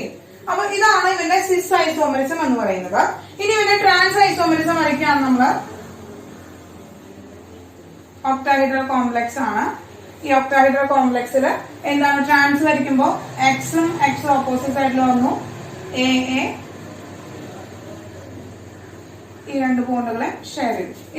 ഇതാണ് ഇതിന്റെ സിസ് ഐസോമെറിസം, ഇതാണ് ഇവന്റെ ട്രാൻസ് ഐസോമെറിസം. ഓക്കെ മക്കളെ. ഇനി ഇവന്റെ മിറർ ഇമേജ് വരയ്ക്കാനായിട്ട് പോവാണ്. നമ്മൾ മിറർ ഇമേജ് വരയ്ക്കാനായിട്ട് പോവാണ്. അപ്പൊ മിറർ ഇമേജ് വരയ്ക്കുമ്പോ ഇതിനിങ്ങനെ തിരിച്ചിട്ട് കൊടുന്നേക്കാണല്ലോ ടീച്ചർ, ഇങ്ങനെ തിരിച്ചിട്ട് കൊടുന്നേക്കാണ്. അപ്പൊ തിരിച്ചു കൊടുന്നേക്കുമ്പോ എന്തുണ്ടാവും, M ഒക്ടഹെഡ്രൽ കോംപ്ലക്സ് ആണല്ലോ മക്കളെ. അപ്പൊ ഈ CL XX എന്നുള്ള ഇങ്ങനെ നിന്നത് എന്താവും, XX ഈ സൈഡിലേക്ക് വരും. Then AA. അപ്പൊ ഇതാണ് ഇവന്റെ എന്താണ് മിറർ ഇമേജ് കിട്ടിയിരിക്കുന്നത്. അപ്പൊ നോക്കും മക്കളെ, ഇവനെടുത്ത് ഇവന്റെ മുകളിൽ വെച്ച് കഴിഞ്ഞാൽ XX ഈ സൈഡിലല്ലേ കിടക്കുന്നത്, XX റൈറ്റ് സൈഡിലല്ലേ കിടന്നിരുന്നത്.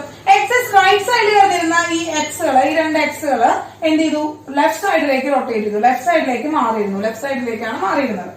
സോ ഇതെന്താണ്, ഇത് non super impossible mirror image ആണ്. Non super impossible mirror image ആണ്. അപ്പൊ ഇവൻ എന്താണ്, ഒപ്റ്റിക്കലി ആക്റ്റീവ് ആണ്. എന്താണ് മക്കളെ, optically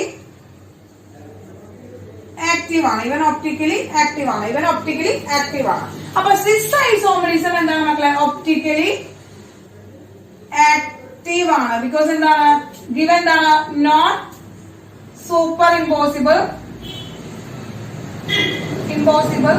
mirror image. Non super impossible mirror image തന്നു നമുക്ക്. ഇനി ട്രാൻസിന്റെ നമ്മൾ എന്ത് ചെയ്യാണ്, ട്രാൻസിന്റെ വരയ്ക്കാൻ പോവാണ്. ട്രാൻസിന്റെ മിറർ ഇമേജ് വരയ്ക്കാനായിട്ട് പോവാണ്.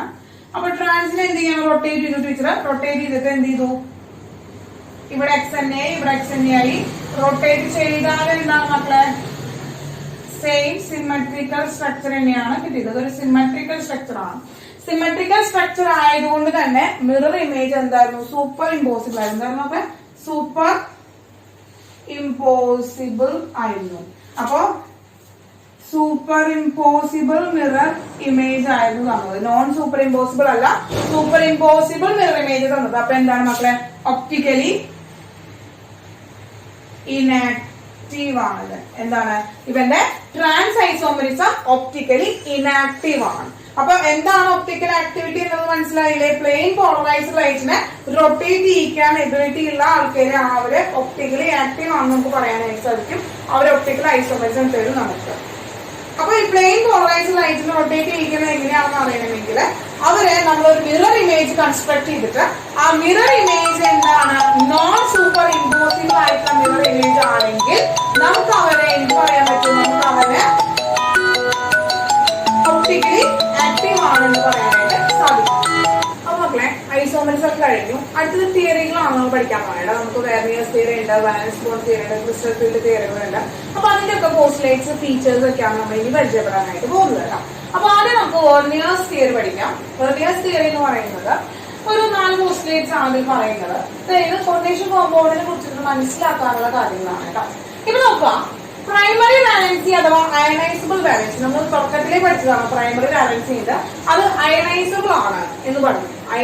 അയോണൈസ് ആയിട്ട് വരുന്നവരാണ് എന്ത് പ്രൈമറി വാലൻസി എന്ന് പറയുന്നത്. അതായത് അവര് നെഗറ്റീവ് അയോൺസ് ആണ് സാറ്റിസ്ഫൈ ചെയ്യുക. Satisfied by negative ions satisfy ചെയ്യുന്ന പ്രൈമറി വാലൻസി അഥവാ നമുക്ക് എന്തുണ്ട്, നമുക്ക് അയോണൈസബിൾ വാലൻസീസ് ഉണ്ടായിരിക്കും ഒരു കോർഡിനേഷൻ കോമ്പൗണ്ടിന്. പിന്നെ secondary valency or non ionisable valency, അത് അയോണൈസ് ചെയ്യാത്ത വാലൻസിയാണ്. കോർഡിനേഷൻ കോമ്പൗണ്ട്സ് ആണ് അത് ഫോം ചെയ്യുന്നത്. അങ്ങനെ satisfied by neutral or negative ions, അവര് ന്യൂട്രൽ ആയിട്ടുള്ള അയോൺസ് കൊണ്ടോ അല്ലെങ്കിൽ എന്താണ് നെഗറ്റീവ് അയോൺസിനെയോ കൊണ്ടോ ആണ് സാറ്റിസ്ഫൈ ചെയ്യുന്നത്. ഇപ്പൊ എന്താണ് ഈ പ്രൈമറി വാലൻസി, എന്താണ് സെക്കൻഡറി വാലൻസി എന്നുള്ള ഉദ്ദേശിക്കുന്നത് വെച്ചാല്, പ്രൈമറി വാലൻസി എന്ന് പറയുന്നത് ആ സെൻട്രൽ മെറ്റൽ ആറ്റത്തിന്റെ ഓക്സിഡേഷൻ സ്റ്റേറ്റ് ആണ്. The oxidation state of central metal atom, അതാണ് നമ്മുടെ പ്രൈമറി വാലൻസി എന്ന് പറയുന്നത്. സെക്കൻഡറി വാലൻസി എന്ന് പറയുന്നത് കോർഡിനേഷൻ നമ്പർ ആണ് മക്കളെ, ലിഗാൻഡുകളുടെ എണ്ണം, അതാണ് കോർഡിനേഷൻ നമ്പർ. അപ്പോൾ ഇതിലൊരു എക്സാമ്പിൾ പറയുകയാണെങ്കിൽ നോക്കുക, അല്ലെ, CuH2O twice NH3 4 SO4 ഒരു കോർഡിനേഷൻ കോമ്പൗണ്ട് ആണ്. ഇതിന്റെ പ്രൈമറി സെക്കൻഡറി വാലൻസീസ് കണ്ടുപിടിക്കാന്നുള്ളതാണ് നമുക്ക് ദൗത്യം. ഓക്കെ, അപ്പോ സെക്കൻഡറി വാലൻസി കണ്ടുപിടിക്കാനായിട്ട് സിമ്പിൾ ആണ്. അപ്പൊ സെക്കൻഡറി വാലൻസി എന്ന് പറയുന്നത് സിമ്പിൾ ആണ്. അതായത് ഇവന്റെ സെൻട്രൽ മെറ്റലും ആറ്റമായിട്ട് എത്ര കോർഡിനേഷൻ കോമ്പൗണ്ടുകൾ ഉണ്ടാക്കുന്നുണ്ട് എന്ന് നോക്കി കഴിഞ്ഞാൽ, അഥവാ കോർഡിനേഷൻ നമ്പർ കണ്ടുപിടിച്ചു കഴിഞ്ഞാൽ അതാണ് അവിടുത്തെ എന്ന് പറയുന്നത് സെക്കൻഡറി വാലൻസി എന്ന് പറയുന്നത്. അപ്പോ വാട്ടർ രണ്ട് വാട്ടർ ലിഗാൻഡിലാണ് കോപ്പറുമായിട്ട് ലിങ്ക് ചെയ്യുന്നത്. അപ്പൊ 2 കോർഡിനേഷൻ കോമ്പൗണ്ട് ആയി. ഇനി 4 അമീനാണ്, അമോണിയം ഗ്രൂപ്പ് ആണ്, ന്യൂട്രൽ ലിഗാൻഡ് ആണ്, അമീൻ ഗ്രൂപ്പ് ആണ്, ഡയറക്റ്റ് ആയിട്ട് കോപ്പറുമായിട്ട് ലിങ്ക് ചെയ്യുന്നതാണ് 4 കോർഡിനേഷൻ കോമ്പൗണ്ട് ഉണ്ടാക്കുന്നുണ്ട്. അങ്ങനെ ടോട്ടല് 2 കോർഡിനേഷൻ നമ്പർ ഓഫ് വാട്ടറിന്റെയും 4 കോർഡിനേഷൻ നമ്പർ ഓഫ് അമീന്റെയും കൂടി ചേർത്തിട്ട് 6 കോർഡിനേഷൻ ബോണ്ട് ആണ് അവിടെ ഉണ്ടാക്കുന്നത്. അപ്പൊ 6 കോർഡിനേഷൻ ബോണ്ട് ഉണ്ടാക്കുമ്പോൾ കോർഡിനേഷൻ നമ്പർ = 6 ആണ് വരിക. ഓക്കെ ആണല്ലോ മക്കളെ. ഇനി പ്രൈമറി വാലൻസി കണ്ടുപിടിക്കണം. പ്രൈമറി വാലൻസി അയോണൈസബിൾ വാലൻസി ആണ്, അതായത് ഓക്സിഡേഷൻ സ്റ്റേറ്റ് ആണ് കണ്ടുപിടിക്കേണ്ടത്. അപ്പൊ ഓക്സിഡേഷൻ സ്റ്റേറ്റ് ഒക്കെ കോപ്പർ കണ്ടുപിടിക്കണം. അപ്പൊ കോപ്പറിന്റെ എത്രയാണ് X എന്ന് നമുക്ക് അറിയില്ല. പ്ലസ് വാട്ടർ 2 ആളുണ്ട്, ന്യൂട്രൽ ലിഗാൻഡ് ആണ്, 0 കൊടുത്തു. പ്ലസ് അമോണിയ 4 ആളുണ്ട്, ന്യൂട്രൽ ലിഗാൻഡ് ആണ്, 0 കൊടുത്തു. പ്ലസ് സൾഫേറ്റ് ആണ് ഒരാളുണ്ട്, -2 ആണ്, 0 ആണ്. ടോട്ടൽ സം എന്ന് പറയുന്നത് 0 ആണ്. അപ്പൊ എന്ത് കിട്ടി മക്കളെ, X - 2 = 0 കിട്ടി, X = 2 കിട്ടി അല്ലെ, +2 കിട്ടി. അതായത് പ്രൈമറി വാലൻസി എന്ന് പറയുന്നത് +2 ആണ്. അടുത്ത ഓക്സിഡേഷൻ സ്റ്റേറ്റ് എന്ന് പറയുന്നത് ആരുടെ, കോപ്പറിന്റെ പ്രൈമറി വാലൻസി +2ഉം സെക്കൻഡറി വാലൻസി 6ഉം ആണ് വരുന്നത്. ക്ലിയർ ആണല്ലോ മക്കളെ. ഇനി ഒരു ബൈഡൈനൈഡ് ലിഗാൻഡ് വരുന്നതിന് ഒരു എക്സാമ്പിൾ പറയാം. ക്രോമിനും ഡൈമീഥൈലും കൂടി ചേർന്നിട്ട് കോർഡിനേഷൻ കോമ്പൗണ്ട് ഉണ്ടാക്കാണ് CL3. ഓക്കെ, അപ്പൊ ഇതിന്റെ 3 ഉണ്ട് കേട്ടോ മക്കളെ ഇവിടെ. അപ്പൊ ഇവന്റെ സെക്കൻഡറി വാലൻസ് നമുക്ക് കണ്ടുപിടിക്കാൻ സിമ്പിൾ ആണ്. എത്ര കോർഡിനേഷൻ കോമ്പൗണ്ട് ഉണ്ടാക്കുന്നത് നോക്കിയാൽ മതി. അപ്പൊ EN എന്ന് പറയുന്നത് എന്താണ് മക്കളെ, ഇതൊരു ബൈഡൈനൈഡ് ലിഗാൻഡ് ആണ്. അപ്പൊ ഒരാൾ തന്നെ ക്രോമിനായിട്ട് 2 ബോണ്ട് ഉണ്ടാക്കുന്നുണ്ട്. അങ്ങനത്തെ 3 ആളുണ്ട്. അപ്പൊ ടോട്ടൽ എത്രയാണ്, 2 × 3 എത്രയാണ് വരിക മക്കളെ, 6 ബോണ്ടാണ് വരിക. അപ്പൊ 6 ആണ് കോർഡിനേഷൻ നമ്പർ, 6 ആണ് അവിടുത്തെ സെക്കൻഡറി വാലൻസി എന്ന് പറയുന്നത്. ഇനി നമുക്ക് പ്രൈമറി വാലൻസി കണ്ടുപിടിക്കാം. പ്രൈമറി വാലൻസി കണ്ടുപിടിക്കാൻ സിമ്പിൾ ആണ്. എന്താ ചെയ്യേണ്ടത്, ക്രോമേറ്റിന് X എന്ന് കൊടുക്കുക, പ്ലസ് TN എന്ന് പറയുന്ന ഒരു ന്യൂട്രൽ ലിഗാൻഡ് ആണ്, അപ്പൊ 3 × 0 ആണ്.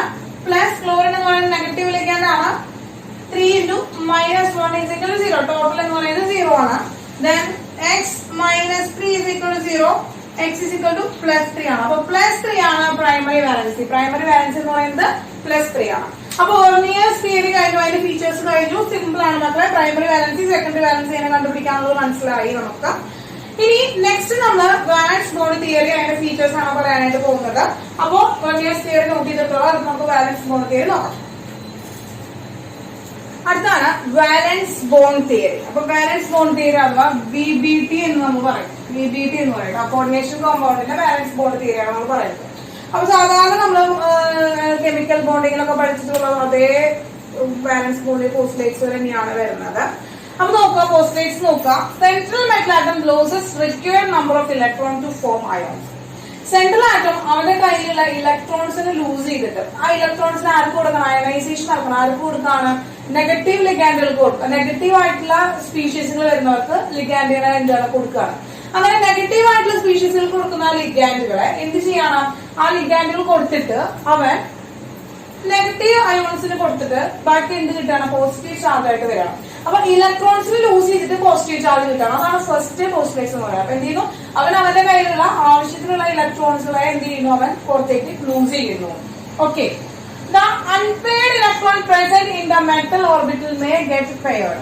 ഇനി അവന് എന്താണ് ഇങ്ങനെ ഇലക്ട്രോൺസിന് കൊടുത്തു കഴിഞ്ഞിട്ട് അവന്റെ കയ്യിൽ അൺപെയർഡ്, അവന്റെ ഓർബിറ്റലില് അൺപെയർഡ് ആയിട്ടുള്ള ഇലക്ട്രോൺസ് ഉണ്ട് വിചാരിക്കുക. അവന്റെ കയ്യിൽ അൺപെയർഡ് ആയിട്ടുള്ള ഇലക്ട്രോൺസ് ഉണ്ടെങ്കിൽ അവൻ എന്ത് ചെയ്യുന്നു? അവനത് മേ ബി പെയർ, ചിലപ്പോൾ അവനത് പെയർ ചെയ്യാൻ സാധിക്കും. അവനത് പെയർ ചെയ്യുന്നു. അപ്പൊ അവന് സ്റ്റെബിലിറ്റി കിട്ടാൻ വേണ്ടിയിട്ട് അവൻ എന്ത് ചെയ്യും? അവന്റെ ആ അൺപെയർഡ് ഇലക്ട്രോൺസിനെ അവൻ പെയർ ചെയ്യുന്നു. ഓക്കെ. ഇനി അങ്ങനെ അവിടെ പെയർ ചെയ്ത് കഴിയുമ്പോൾ അവിടെ വാക്കന്റ് ഓർബിറ്റൽസ് ഉണ്ടാവും. അവിടെ എന്തുണ്ടാവും മക്കളെ? വാക്കന്റ് ഓർബിറ്റൽസ് ഉണ്ടാവും. ആ vacant orbitals undergo hybridisation. The vacant orbitals undergo hybridisation. ഇനി അപ്പൊ ആ ഹൈബ്രിഡൈസേഷൻ കിട്ടി. അങ്ങനെ കംപ്ലീറ്റ്ലി ഫിൽഡ് ആയിട്ടുള്ള ഓർബിറ്റൽസ് ഉള്ള ലിഗാൻഡുകള് ഓവർലാപ്പ് വിത്ത് ഹൈബ്രൈസ്ഡ് ഓർബിറ്റൽ. ആ ഹൈബ്രൈസ്ഡ് ഓർബിറ്റലും ലിഗാൻഡിന്റെ ഓർബിറ്റലും കൂടി ഓവർലാപ്പ് ചെയ്തിട്ട് അവിടെ എന്താണ്? ഒരു കോർഡിനേറ്റ് ബോണ്ട് ഫോം ചെയ്യുന്നു. അപ്പൊ ലിഗാൻഡിന്റെ ഓർബിറ്റലും ഹൈബ്രൈസ്ഡ് ഓർബിറ്റലും കൂടി എന്ത് ചെയ്യുന്നു? Overlap each other and form coordinate bond. ഇനി അവിടെ ആ ഹൈബ്രൈസേഷൻ ആണ് the shape of the complex compound. ആ കോംപ്ലക്സ് കോമ്പൗണ്ടിന് കൊടുക്കുന്നത്, ഷേപ്പ് കൊടുക്കുന്നത് ആരാണ്? അവിടുത്തെ ആ ഹൈബ്രൈസേഷൻ ആണ്. ഹൈബ്രൈസേഷൻ ആണ് ഷേപ്പ് കൊടുക്കുന്നത്. അപ്പോ നമുക്കറിയാം കോർഡിനേഷൻ നമ്പർ നമ്മൾ പഠിച്ചു. എന്താണ്? 4 കോർഡിനേഷൻ നമ്പർ ഉണ്ട്, 6 കോർഡിനേഷൻ നമ്പർ ഉണ്ട്. അങ്ങനെ 4 കോർഡിനേഷൻ നമ്പർ കാണിക്കുന്ന ടെട്രാഹെഡ്രൽ കോംപ്ലക്സുകൾ ഉണ്ട്. അതുപോലെ തന്നെ സ്ക്വയർ പ്ലാനാർ ആയിട്ടുള്ള കോംപ്ലക്സുകൾ ഫോം ചെയ്യുന്നുണ്ട്. പിന്നെ 6 കോർഡിനേഷൻ കോർഡിനേഷൻ നമ്മൾ കാണിക്കുന്ന ഒക്ടാഹെഡ്രൽ കോംപ്ലക്സ് ഉണ്ട്. ഒക്ടാഹെഡ്രൽ കോംപ്ലക്സുകൾ ഉണ്ട്. ഇതില് ടെട്രാഹെഡ്രൽ കോംപ്ലക്സുകളുടെ ഹൈബ്രിഡൈസേഷൻ എന്ന് പറയുന്നത് എത്രയായിരിക്കും മക്കളെ? sp3 ഹൈബ്രിഡൈസേഷൻ ആയിരിക്കും. ഇനി സ്ക്വയർ പ്ലാനാർ കാണിക്കുന്നവരുടെ ഹൈബ്രിഡൈസേഷൻ എന്ന് പറയുന്നത് dsp2 കാണിക്കുക. ഇനി ഒക്ടാഹെഡ്രൽ കാണിക്കുക 2 ഹൈബ്രിഡൈസേഷൻ ആണ് കാണിക്കുക. sp3 d2 and d2 sp3. sp3 d2 and d2 sp3 എന്ന് പറയുന്ന 2 ഹൈബ്രിഡൈസേഷൻ ആണ് കാണിക്കുക. അപ്പൊ നോക്കാം മക്കളെ, ഈ ഫ്രണ്ടില് 2 d വന്നിരിക്കുന്നത്. ഫ്രണ്ടിൽ വന്നിരിക്കുന്ന ഈ 2 ഹൈബ്രിഡൈസേഷൻ ഫ്രണ്ടിലാണ് d വന്നിരിക്കുന്നത്. അപ്പൊ ഫ്രണ്ടില് d വരാന്ന് വെച്ചാൽ അവര് ഉള്ളിൽ കിടക്കുന്ന d ഓർബിറ്റിലാണ് ഓവർലാപ്പ് ചെയ്തത്. ഉള്ളിൽ കിടക്കുന്ന d ഓർബിറ്റിലാണ് ഹൈബ്രിഡൈസേഷന് വേണ്ടി എടുത്തിരിക്കുന്നത്. അങ്ങനെ ഉണ്ടാകുന്ന കോമ്പൗണ്ടുകൾ നമ്മൾ ഇന്നർ ഓർബിറ്റൽ കോംപ്ലക്സ് എന്ന് വിളിക്കുന്നു. ഇനി ഇവരെന്താണ്? അപ്പൊ ഇതും എന്താ തന്നെയാണ്? Inner orbital complex. ഇനി ഇവരെ എത്തുന്നത് എന്താ? ഔട്ടർ ആണ്. അതായത് ബാക്കിൽ കിടക്കുന്ന, പുറത്ത് കിടക്കുന്ന, ഔട്ടർ ആയി കിടക്കുന്ന ഡി ഓർബിറ്റിലാണ് ഹൈബ്രൈസ് ചെയ്തിരിക്കുന്നത്. അവര് നമ്മൾ ഔട്ടർ ഓർബിറ്റൽ കോംപ്ലക്സ് എന്ന് വിളിക്കുന്നു. ഔട്ടർ ഓർബിറ്റൽ കോംപ്ലക്സ് എന്ന് വിളിക്കുന്നു. കേട്ടോ മക്കളെ? അപ്പൊ ഹൈബ്രൈസേഷൻ സാധാ മോളിക്കുലർ ഓർബിറ്റൽ ഹൈബ്രൈസേഷൻ കണ്ടുപിടിക്കുന്ന പോലെ തന്നെയാണ് ഹൈബ്രൈസേഷൻ കണ്ടുപിടിക്കാനായിട്ട് സാധിക്കുക. ടെട്രാഹെഡ്രൽ കോംപ്ലക്സുകളാണെങ്കിൽ sp3 ഹൈബ്രൈസ്ഡ് ആയിരിക്കും. സ്ക്വയർ പ്ലാനാർ ആണെങ്കിൽ dsp2 ആയിരിക്കും. അത് ഇന്നർ ഓർബിറ്റൽ കോംപ്ലക്സ് ആയിരിക്കും. ഇനി ഒക്ടാഹെഡ്രൽ കോംപ്ലക്സുകൾ 2 ഹൈബ്രൈസേഷൻ ആണ് കാണിക്കുക. sp3 d2 ഹൈബ്രൈസേഷനും d2 sp3 ഹൈബ്രൈസേഷനും. sp3 d2 hybridisation കാണിക്കുമ്പോൾ ഒക്ടാഹെഡ്രൽ കോംപ്ലക്സുകൾ എന്താണ്? ഔട്ടർ ഓർബിറ്റൽ കോംപ്ലക്സുകളാണ് കാണിക്കുക. ഇനി d2 sp3 കാണിക്കുകയാണെങ്കിൽ ഇന്നർ ഓർബിറ്റൽ കോംപ്ലക്സുകളായിരിക്കും കാണിക്കുക. അപ്പൊ മനസ്സിലായല്ലോ മക്കളെ? ഇത്രയാണ് വാലൻസ് ബോണ്ട് തിയറിയിൽ പറയുന്നത്. ക്ലിയർ അല്ലേ മക്കളെ? അടുത്തത് നമുക്ക് ഈ കോംപ്ലക്സ് കോമ്പൗണ്ടുകളിനൊക്കെ സ്റ്റെബിലിറ്റി ഡിറ്റർമൈൻ ചെയ്യാനായിട്ട് പറ്റും. അതായത് തെർമോഡൈനാമിക്കലി ആണ് അവരുടെ സ്റ്റെബിലിറ്റി ഡിറ്റർമൈൻ ചെയ്യുക. അങ്ങനെ തെർമോഡൈനാമിക്കലി സ്റ്റെബിലിറ്റി ഡിറ്റർമൈൻ ചെയ്യാനായിട്ട് ഉപയോഗിക്കുന്ന കോൺസ്റ്റന്റ് ആണ് സ്റ്റെബിലിറ്റി കോൺസ്റ്റന്റ് എന്ന് പറയുന്നത്. അപ്പൊ ഇതാണ് K is equal to ml n raised to b plus ma plus l raised to x raised to n. അപ്പൊ ഇതാണ് stability constant. Thermodynamically stability constant ആണ് മക്കളെ. ഇനി ഈ സ്റ്റെബിലിറ്റിനെ ഡിപ്പെൻഡ് ചെയ്ത് ഇൻക്രീസിംഗ് ഓഫ് എന്താണ്? Stability of A central complex അല്ലെങ്കിൽ complex കോമ്പൗണ്ടിന്റെ ആ ഒരു സ്റ്റെബിലിറ്റി ഇൻക്രീസ് ചെയ്യുന്ന ഫാക്ടേഴ്സ് എന്ന് പറയുന്നത് 3 ആൾക്കാരാണ് മെയിൻ ആയിട്ട്. അവരെ എഫക്ട് ചെയ്യുന്ന ഫാക്ടേഴ്സ് ആണ് ഇൻക്രീസിംഗ് സ്റ്റെബിലിറ്റി എഫക്ട് ചെയ്യുന്ന ഫാക്ടേഴ്സ് എന്ന് പറയുന്നത് high charge of central metal atom. Central metal ആറ്റത്തിന്റെ charge, then basicity of ligand. ലിഗാൻഡിന്റെ ബേസിസിറ്റി. Then chelating effect. ഇത് മൂന്നുമാണ് ഈ സ്റ്റെബിലിറ്റി, ഒരു കോംപ്ലക്സ് അയോണിന്റെ സ്റ്റെബിലിറ്റി ഡിറ്റർമൈൻ ചെയ്യുന്ന അല്ലെങ്കിൽ സ്റ്റെബിലിറ്റി ഇൻക്രീസ് ചെയ്യിക്കുന്ന ഫാക്ടേഴ്സ് എന്ന് പറയുന്നത്. കിട്ടിയോ മക്കളെ? അപ്പോ ഇനി ഈ സ്റ്റെബിലിറ്റി, ഇവർ കോംപ്ലക്സ് അയോൺ ഉണ്ടാക്കുന്ന ട്രാൻസിഷൻ മെറ്റൽസ്, സ്റ്റേബിൾ ആയിട്ടുള്ള കോമ്പൗണ്ട് ഉണ്ടാക്കുന്ന, സ്റ്റേബിൾ ആയിട്ട് കോമ്പൗണ്ട് ഉണ്ടാക്കുന്ന ട്രാൻസിഷൻ മെറ്റൽസിന്റെ ഒരു ഓർഡർ ഉണ്ട് നമുക്ക് പഠിക്കാനായിട്ട്. ആ ഓർഡർ നോക്കാം. അപ്പൊ മക്കളെ, നമ്മള് പഠിച്ചിട്ടില്ലാത്തൊരു ഓർഡർ ആണിത്. വളരെ ഇമ്പോർട്ടന്റ് ആയിട്ടുള്ള ഓർഡർ ആണ്. ഇത് സ്റ്റാർ ഇട്ട് വെക്കണം. വളരെ ഇമ്പോർട്ടന്റ് ആയിട്ടുള്ള ഓർഡർ ആണ്. ബിക്കോസ് നമുക്ക് സ്റ്റെബിലിറ്റീസ്, കോംപ്ലക്സുകൾ ഉണ്ടാക്കുന്ന, കോമ്പൗണ്ടുകൾ ഉണ്ടാക്കുന്ന ഈ ഓർഡർ നമുക്ക് എന്ത് ചെയ്യാറ് ചോദിക്കാറുണ്ട്. അതിന് ചില കോമ്പൗണ്ടുകൾ വന്നിട്ട് സ്റ്റേബിൾ ആയിട്ടുള്ള കോമ്പൗണ്ടുകൾ ഏതാണെന്നുള്ള ക്വസ്റ്റ്യൻസ് വരാറുണ്ട്. സോ വളരെ ഇമ്പോർട്ടന്റ് ആയിട്ടുള്ള ഒരു ഭാഗമാണ് എന്താണ് ഇർവിങ് വില്യംസ് ഓർഡർ എന്ന് പറയുന്നത് കേട്ടോ. അതായത് first row of transition metal ഉണ്ടല്ലോ, ആ ട്രാൻസിഷൻ മെറ്റലിന്റെ ഫസ്റ്റ് റോയിലെ എലമെന്റുകൾ, ആ മെറ്റൽസ് കോർഡിനേഷൻ കോമ്പൗണ്ട്സ് ഉണ്ടാക്കുന്ന, ഹൈലി സ്റ്റേബിൾ ആയിട്ടുള്ള കോർഡിനേഷൻ കോമ്പൗണ്ട്സ് ഉണ്ടാക്കുന്ന ആ ഒരു ഓർഡർ ആണ് ഇവിടെ എഴുതി വെച്ചിരിക്കുന്നത്. ഇൻക്രീസിംഗ് ഓർഡർ ഓഫ് സ്റ്റേബിൾ എന്താണ് കോംപ്ലക്സ് കോമ്പൗണ്ട്. അപ്പോ സ്റ്റേബിൾ കോംപ്ലക്സ് കോമ്പൗണ്ട് ഫോം ചെയ്യിക്കുന്നതിന്റെ എബിലിറ്റി, അതിന്റെ എബിലിറ്റിയുടെ ഓർഡർ ആണ് ഇവിടെ ഉണ്ടാക്കി വെച്ചിരിക്കുന്നത്. ആ എബിലിറ്റിയുടെ ഓർഡർ ആണ് എഴുതി വെച്ചിരിക്കുന്നത്. അപ്പൊ നോക്കാം, ഫസ്റ്റ് Mn2+നെയാണ് ഏറ്റവും കുറവ് എബിലിറ്റി ഉള്ളത്. സ്റ്റേബിൾ കോർഡിനേഷൻ കോമ്പൗണ്ട് ഉണ്ടാക്കാനുള്ള ഏറ്റവും കുറവ് എബിലിറ്റി ഉള്ളത് മാംഗനീസ് 2+നെയാണ്. അതുപോലെ iron, cobalt, nickel, copper, zinc എന്ന് പറയുന്നത് ആ റോയില് മുന്നോട്ട് പോകുന്നതോറും ഇൻക്രീസ് ചെയ്യാണ്. കോംപ്ലക്സ് കോമ്പൗണ്ട് ഉണ്ടാക്കാനുള്ള എബിലിറ്റി, സ്റ്റേബിൾ കോംപ്ലക്സ് കോമ്പൗണ്ട് ഉണ്ടാക്കാനുള്ള ability increases from left to right ആണ് കാണാനായിട്ട് പറ്റുക. വളരെ ഇമ്പോർട്ടന്റ് ആണ് മക്കളെ, ഇത് വളരെ ഇമ്പോർട്ടന്റ് ആണ്. ഒന്ന് നോട്ട് ചെയ്ത് വെക്കാം കേട്ടോ, നോട്ട് ചെയ്ത് വെക്കാം. ഓക്കെ ആണല്ലോ, ക്ലിയർ ആയല്ലോ മക്കളെ? അപ്പൊ ഇത്രയാണ് എന്താണ് stability of A complex compound എന്ന് നമുക്ക് പഠിക്കാനുള്ളത്. അടുത്തത് ക്രിസ്റ്റൽ ഫീൽഡ് തിയറി ആണ്. അപ്പൊ അതിന്റെ ഫീച്ചേഴ്സും അതുപോലെ തന്നെ അതിന്റെ സ്പ്ലിറ്റിംഗും, ടെട്രാഹീഡ്രൽ കോംപ്ലക്സുകളുടെയും ഒക്ടാഹീഡ്രൽ കോംപ്ലക്സുകളുടെ സ്പ്ലിറ്റിംഗ്സും നമുക്ക് നോക്കാം. അവരുടെ ഡിഫറൻസും നമുക്ക് ഡിസ്കസ് ചെയ്യാം. ഓക്കെ, അപ്പൊ മക്കളെ ക്രിസ്റ്റൽ ഫീൽഡ് തിയറി ആണ് നമ്മൾ പഠിക്കാനുള്ളത്. CFT എന്നാണ് ക്രിസ്റ്റൽ ഫീൽഡ് തിയറി. നമ്മൾ ഷോർട്ട് ആയിട്ട് CFT എന്നാണ് നമ്മൾ ഡിനോട്ട് ചെയ്യുന്നത്. അതായത് ക്രിസ്റ്റൽ ഫീൽഡ് തിയറിയുടെ മെയിൻ പോയിന്റ്സ് പറയുകയാണെങ്കിൽ അതില് ലിഗാൻഡ് നമ്മൾ എടുക്കുന്നത്, ലിഗാൻഡ് നമ്മൾ പോയിന്റ് ചാർജസ് ആയിട്ടാണ് എടുക്കുക. Ligand take as a point charges, point ചാർജുകളായിട്ടാണ് നമ്മൾ ലിഗാൻഡുകൾ എടുക്കുന്നത്. ഓക്കെ, ഇനി ഇതില് ഉണ്ടാകുന്ന വെച്ചാല് ഇവിടുത്തെ ഈ ഡി ഓർബിറ്റില്, ഈ 5 ഡി ഓർബിറ്റൽ ഉണ്ടല്ലോ, ഈ 5 ഡി ഓർബിറ്റലുകൾക്ക് ഡീജനറേഷൻ സംഭവിക്കുകയാണ്. ആ ഡീജനറേറ്റഡ് ഡി ഓർബിറ്റൽസ് ഗെറ്റ് എന്താണ് split into high energy level and lower energy level. High energy level എന്നും lower energy level എന്ന രീതിയിൽ ഈ 5 ഡി ഓർബിറ്റുകൾ എന്ത് ചെയ്യുന്നു, സ്പ്ലിറ്റ് ചെയ്യുന്നു. ആ സ്പ്ലിറ്റിങ്ങിനെയാണ് നമ്മൾ ക്രിസ്റ്റൽ ഫീൽഡ് സ്പ്ലിറ്റിംഗ് എന്ന് പറയുന്നത്. നമുക്ക് ക്രിസ്റ്റൽ ഫീൽഡ് സ്പ്ലിറ്റിംഗ് എന്ന് പറയുന്നത്. അപ്പൊ ലിഗാൻഡുകൾ നമ്മൾ പോയിന്റ് ചാർജസ് ആയിട്ടാണ് എടുക്കുന്നത്. ഇനി ആ ഡി ഓർബിറ്റിൽ 5 ഡി ഓർബിറ്റ്, സെൻട്രൽ മെറ്റൽ ആറ്റത്തിന്റെ 5 ഡി ഓർബിറ്റലുകളുണ്ട്. ആ 5 ഡി ഓർബിറ്റലുകൾക്ക് സ്പ്ലിറ്റ് ചെയ്യാണ് into higher energy level and lower energy level എന്ന രീതിയിൽ സ്പ്ലിറ്റിംഗ് സംഭവിക്കുകയാണ്. അപ്പോ ആ സ്പ്ലിറ്റിംഗ് സംഭവിക്കുമ്പോൾ ആ ഹൈ എനർജി ലെവലിൽ ഇരിക്കുന്ന ഓർബിറ്റുകളുടെ എനർജിയും ലോവർ എനർജി ലെവലിൽ ഇരിക്കുന്ന ഓർബിറ്റുകളുടെ എനർജിയും തമ്മിലുള്ള ഒരു ഡിഫറൻസ് കണ്ടുപിടിക്കണം. അതിനാണ് ക്രിസ്റ്റൽ ഫീൽഡ് സ്പ്ലിറ്റിംഗ് എനർജി എന്ന് പറയുന്നത്. എന്ത് പറയാൻ മക്കളെ? ക്രിസ്റ്റൽ ഫീൽഡ് സ്പ്ലിറ്റിംഗ് എനർജി എന്ന് പറയുന്നത്. ക്രിസ്റ്റൽ ഫീൽഡ് സ്പ്ലിറ്റിംഗ് എനർജി എന്ന് പറയുന്നത് the difference between higher energy level of orbital and lower energy level orbital. Higher energy level ഓർബിറ്റലുകളുടെയും ലോവർ എനർജി ലെവലിൽ ഇരിക്കുന്ന ഓർബിറ്റലുകളുടെയും ആ എനർജീസ് തമ്മിൽ നമ്മൾ എന്ത് ചെയ്യണം, ഡിഫറൻസ് കണ്ടുപിടിച്ചു കഴിഞ്ഞാൽ അതിനാണ് നമ്മൾ എന്താണ് ക്രിസ്റ്റൽ ഫീൽഡ് സ്പ്ലിറ്റിംഗ് എനർജി എന്ന് പറയുന്നത്. ക്രിസ്റ്റൽ ഫീൽഡ് സ്പ്ലിറ്റിംഗ് എനർജി എന്ന് പറയുന്നത്. ഇനി ഈ ക്രിസ്റ്റൽ ഫീൽഡ് സ്പ്ലിറ്റിങ്ങിനെ, ക്രിസ്റ്റൽ ഫീൽഡ് സ്പ്ലിറ്റിങ്ങിനെ ഡിപെൻഡ് ചെയ്യുന്ന ഫാക്ടേഴ്സ് ആരൊക്കെയാണെന്ന് നോക്കാം. അപ്പൊ അതിന്റെ മെയിൻ ആയിട്ടുള്ള ഫാക്ടർ എന്ന് പറയുന്നത് നേച്ചർ ഓഫ്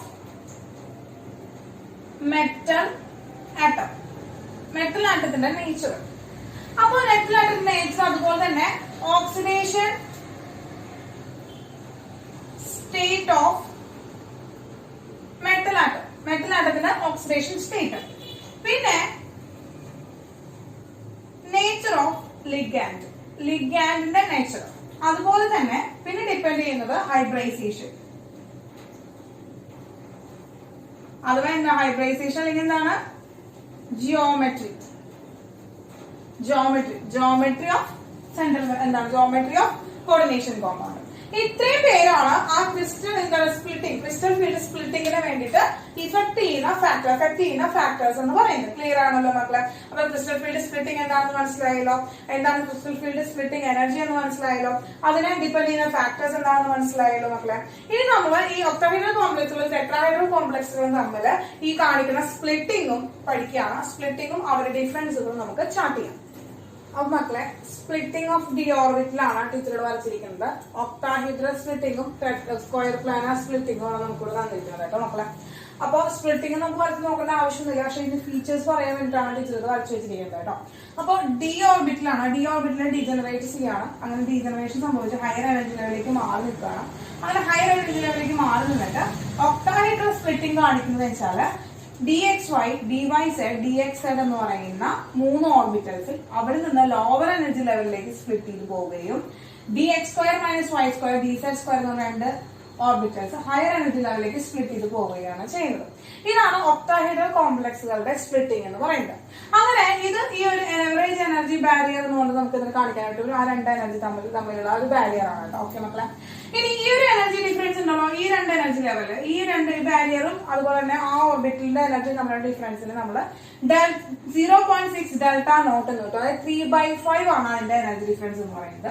അതുപോലെ തന്നെ അടിയിലത്തെ എനർജി ലെവൽ ഡിഫറൻസ് എന്ന് പറയുന്നത് -0.40 ഡെൽറ്റ നോട്ട് ആണ്, അല്ലെങ്കിൽ -2/5 ആണ് ആ എനർജി ഡിഫറൻസ് എന്ന് പറയുന്നത്. അപ്പൊ നമ്മൾ ഈ ഡെൽറ്റ നോട്ട് എന്ന് പറയുന്ന വാല്യൂ എന്ന് പറയുന്നത് ഈ 2 സ്പ്ലിറ്റ് ചെയ്ത് നിൽക്കുന്ന ഈ 2 ഡി ഓർബിറ്റലുകളുടെ ആ എനർജീസ് തമ്മിലുള്ള ഡിഫറൻസ് ആണ്. The difference between the energy of EG and T2G. EGയുടെയും T2Gയുടെയും എനർജി ലെവൽ ഉണ്ടല്ലോ, അവരെ കറസ്പോണ്ടിങ് എനർജി ഉണ്ടല്ലോ, ഈ കറസ്പോണ്ടിങ് എനർജി ഇവിടെയാണ് എനർജി മാർക്കാണ് കാണിച്ചത്. ആ എനർജികളുടെ തമ്മിലുള്ള ഡിഫറൻസ് ആണ് നമ്മൾ എന്ന് പറയുന്നത് ഡെൽറ്റ നോട്ട് എന്ന് പറയുന്നത് കേട്ടോ. ഇത് തന്നെ നമ്മൾ മക്കളെ നോക്കിയിരിക്കുകയാണ്, നമ്മൾ സ്ക്വയർ പ്ലാനർ സ്ട്രക്ചറിൽ കൊടുത്തിരിക്കുകയാണ്. ഇത് DX² - Y² DZ² ആണ്. ഇത് DXY, DXZ, DYZ ആണ് ഓർബിറ്റിൽ എന്ന് പറയുന്നത്. T2G ആണ്. EG അടിയിലും T2G മുകളിലാണ് വരുന്നത്. അതുപോലെ തന്നെ അവരുടെ വാല്യൂസും എനർജി വാല്യൂസും അങ്ങോട്ട് ചേഞ്ച് ചെയ്യാണ് ചെയ്യുന്നത്. ക്ലിയർ ആയോ മക്കളെ? അപ്പൊ ഇതാണ് ഈ 2 ഓർബിറ്റൽസ്. ഇതിന്റെ എന്താണ് ഇവർ തമ്മിലുള്ള ഈ ഒരു എനർജി ഗ്യാപ്പ് തമ്മിലുള്ള ഡിഫറൻസിന് നമ്മൾ ഡെൽറ്റ നോട്ട് എന്ന് പറയാനായിട്ട് പറ്റും. ഇനി ഈ സ്പ്ലിറ്റിംഗിന്റെ കോസ്, ഈ സ്പ്ലിറ്റിംഗ് കോസ് ചെയ്യുന്ന രീതിയിൽ അവർ കോസ് ചെയ്യുന്ന എബിലിറ്റിയുടെ ഓർഡറിൽ നമ്മൾ എന്ത് ചെയ്യണം, ഇൻക്രീസിംഗ് ഓർഡറിൽ അറേഞ്ച് ചെയ്ത് വെച്ചിരിക്കുകയാണ്. ഇത് സ്പെക്ട്രോ കെമിക്കൽ സീരീസ് എന്നാണ് പറയുന്നത്. നമുക്ക് സ്പെക്ട്രോ കെമിക്കൽ സീരീസ് ആണ്. ഈ സ്പെക്ട്രോ കെമിക്കൽ സീരീസിന്റെ ബേസിസിലാണ് ഇതിന്റെ പൊളാരിറ്റി പറയാം, പെയറിംഗ് പറയാം, അതുപോലെ ഈ സ്പ്ലിറ്റിംഗിന്റെ എബിലിറ്റി, സ്പ്ലിറ്റിംഗിന്റെ ഓർഡറും പറയാം. ഈ ഒരു ഓർഡറിനാണ് സ്പെക്ട്രോ കെമിക്കൽ സീരീസ് എന്നാണ് പറയാം. ഈ ഓർഡർ ഒന്ന് മനസ്സിലാക്കി വെക്കാം മക്കളെ, ഈ ഓർഡർ ഒന്ന് മനസ്സിലാക്കി വെക്കാം. ഓക്കെ, ക്ലിയർ ആയ മക്കളെ? ഇനി ലോ സ്പിന്നുള്ള ആൾക്കാരുണ്ട്, ഹൈ സ്പിന്നുള്ള ആൾക്കാരുണ്ട് കേട്ടോ. ഇനി ഹൈ സ്പിന്നുള്ള ആൾക്കാരാന്ന് വിചാരിക്കാം. ഹൈ സ്പിൻ കോംപ്ലക്സ് ആണെങ്കിൽ splitting energy less than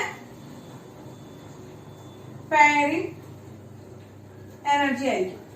high സ്പിന്നുള്ള കോംപ്ലക്സ് ആണെങ്കിൽ സ്പ്ലിറ്റിംഗ് എനർജി എന്ന് പറയുന്നത് ലെസ് ദാൻ പെയറിംഗ് എനർജി ആയിരിക്കും. ഇനി മക്കളെ, ലോ സ്പിന് കോംപ്ലക്സുകളാണെങ്കിൽ splitting energy greater than pairing energy. Splitting energy greater than pairing energy ആയിരിക്കും. അപ്പൊ ഈ ഒരു പോയിന്റ് ഒന്ന് എന്ത് ചെയ്യണം, നോട്ട് ചെയ്ത് വെക്കണം. ഈ പോയിന്റ് ഒന്ന് മനസ്സിലാക്കി വെക്കണം. ക്ലിയർ ആയ മക്കളെ?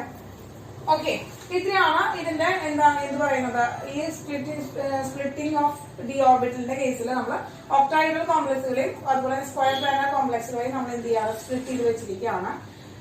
ഇതൊന്ന് പഠിച്ചു വെക്കേണ്ട ഫീച്ചേഴ്സ് ഒക്കെ ഒന്ന് പഠിച്ചു വെക്കാം മക്കളെ. ഓക്കെ, അടുത്ത മക്കളെ ക്രിസ്റ്റൽ ഫീൽഡ് സ്പ്ലിറ്റിംഗ് എനർജിക്ക് ഒരു ഇക്വേഷൻ പഠിക്കാനായിട്ട് പോവാണ് നമ്മൾ കേട്ടോ. Is equal to 0.6x - 0.4y into delta naught. ഇതാണ് ക്രിസ്റ്റൽ ഫീൽഡ് സ്പ്ലിറ്റിംഗ് എനർജി കണ്ടുപിടിക്കാനുള്ള ഇക്വേഷൻ. അപ്പൊ നമുക്ക് ഇതിൽ ഡെൽറ്റ നോട്ട് അറിയാം. എന്താണ് ഡിഫറൻസ് ഓഫ് എനർജീസ്,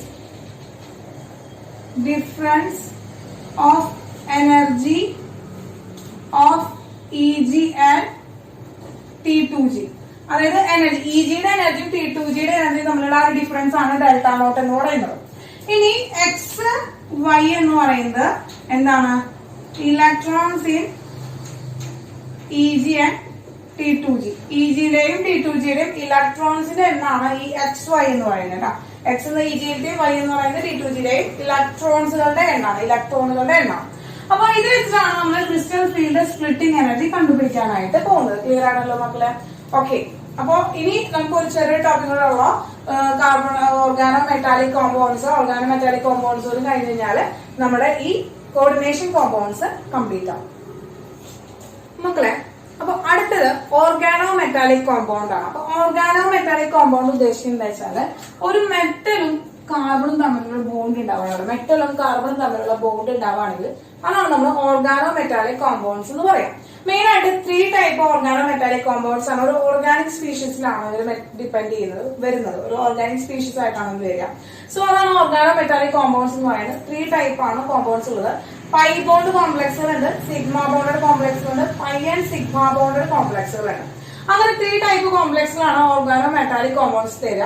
ഇപ്പൊ നോക്കുക, ഇതിലെ പൈ ബോണ്ടഡ് മെറ്റൽസ് എന്ന് പറയുന്നത് ഗ്രിഗ്നാർഡ് റിയേജന്റ് വരും, പിന്നെ C2H4 വരും. അപ്പൊ ഇവര് രണ്ടാമാണ് എക്സാമ്പിൾസ് എന്ന് പറയുന്നത്. അതുപോലെ തന്നെ പൈ ബോണ്ടഡ് കോംപ്ലക്സുകൾ C/H വരും, ഫ്രീസിയോൺസ് വരും.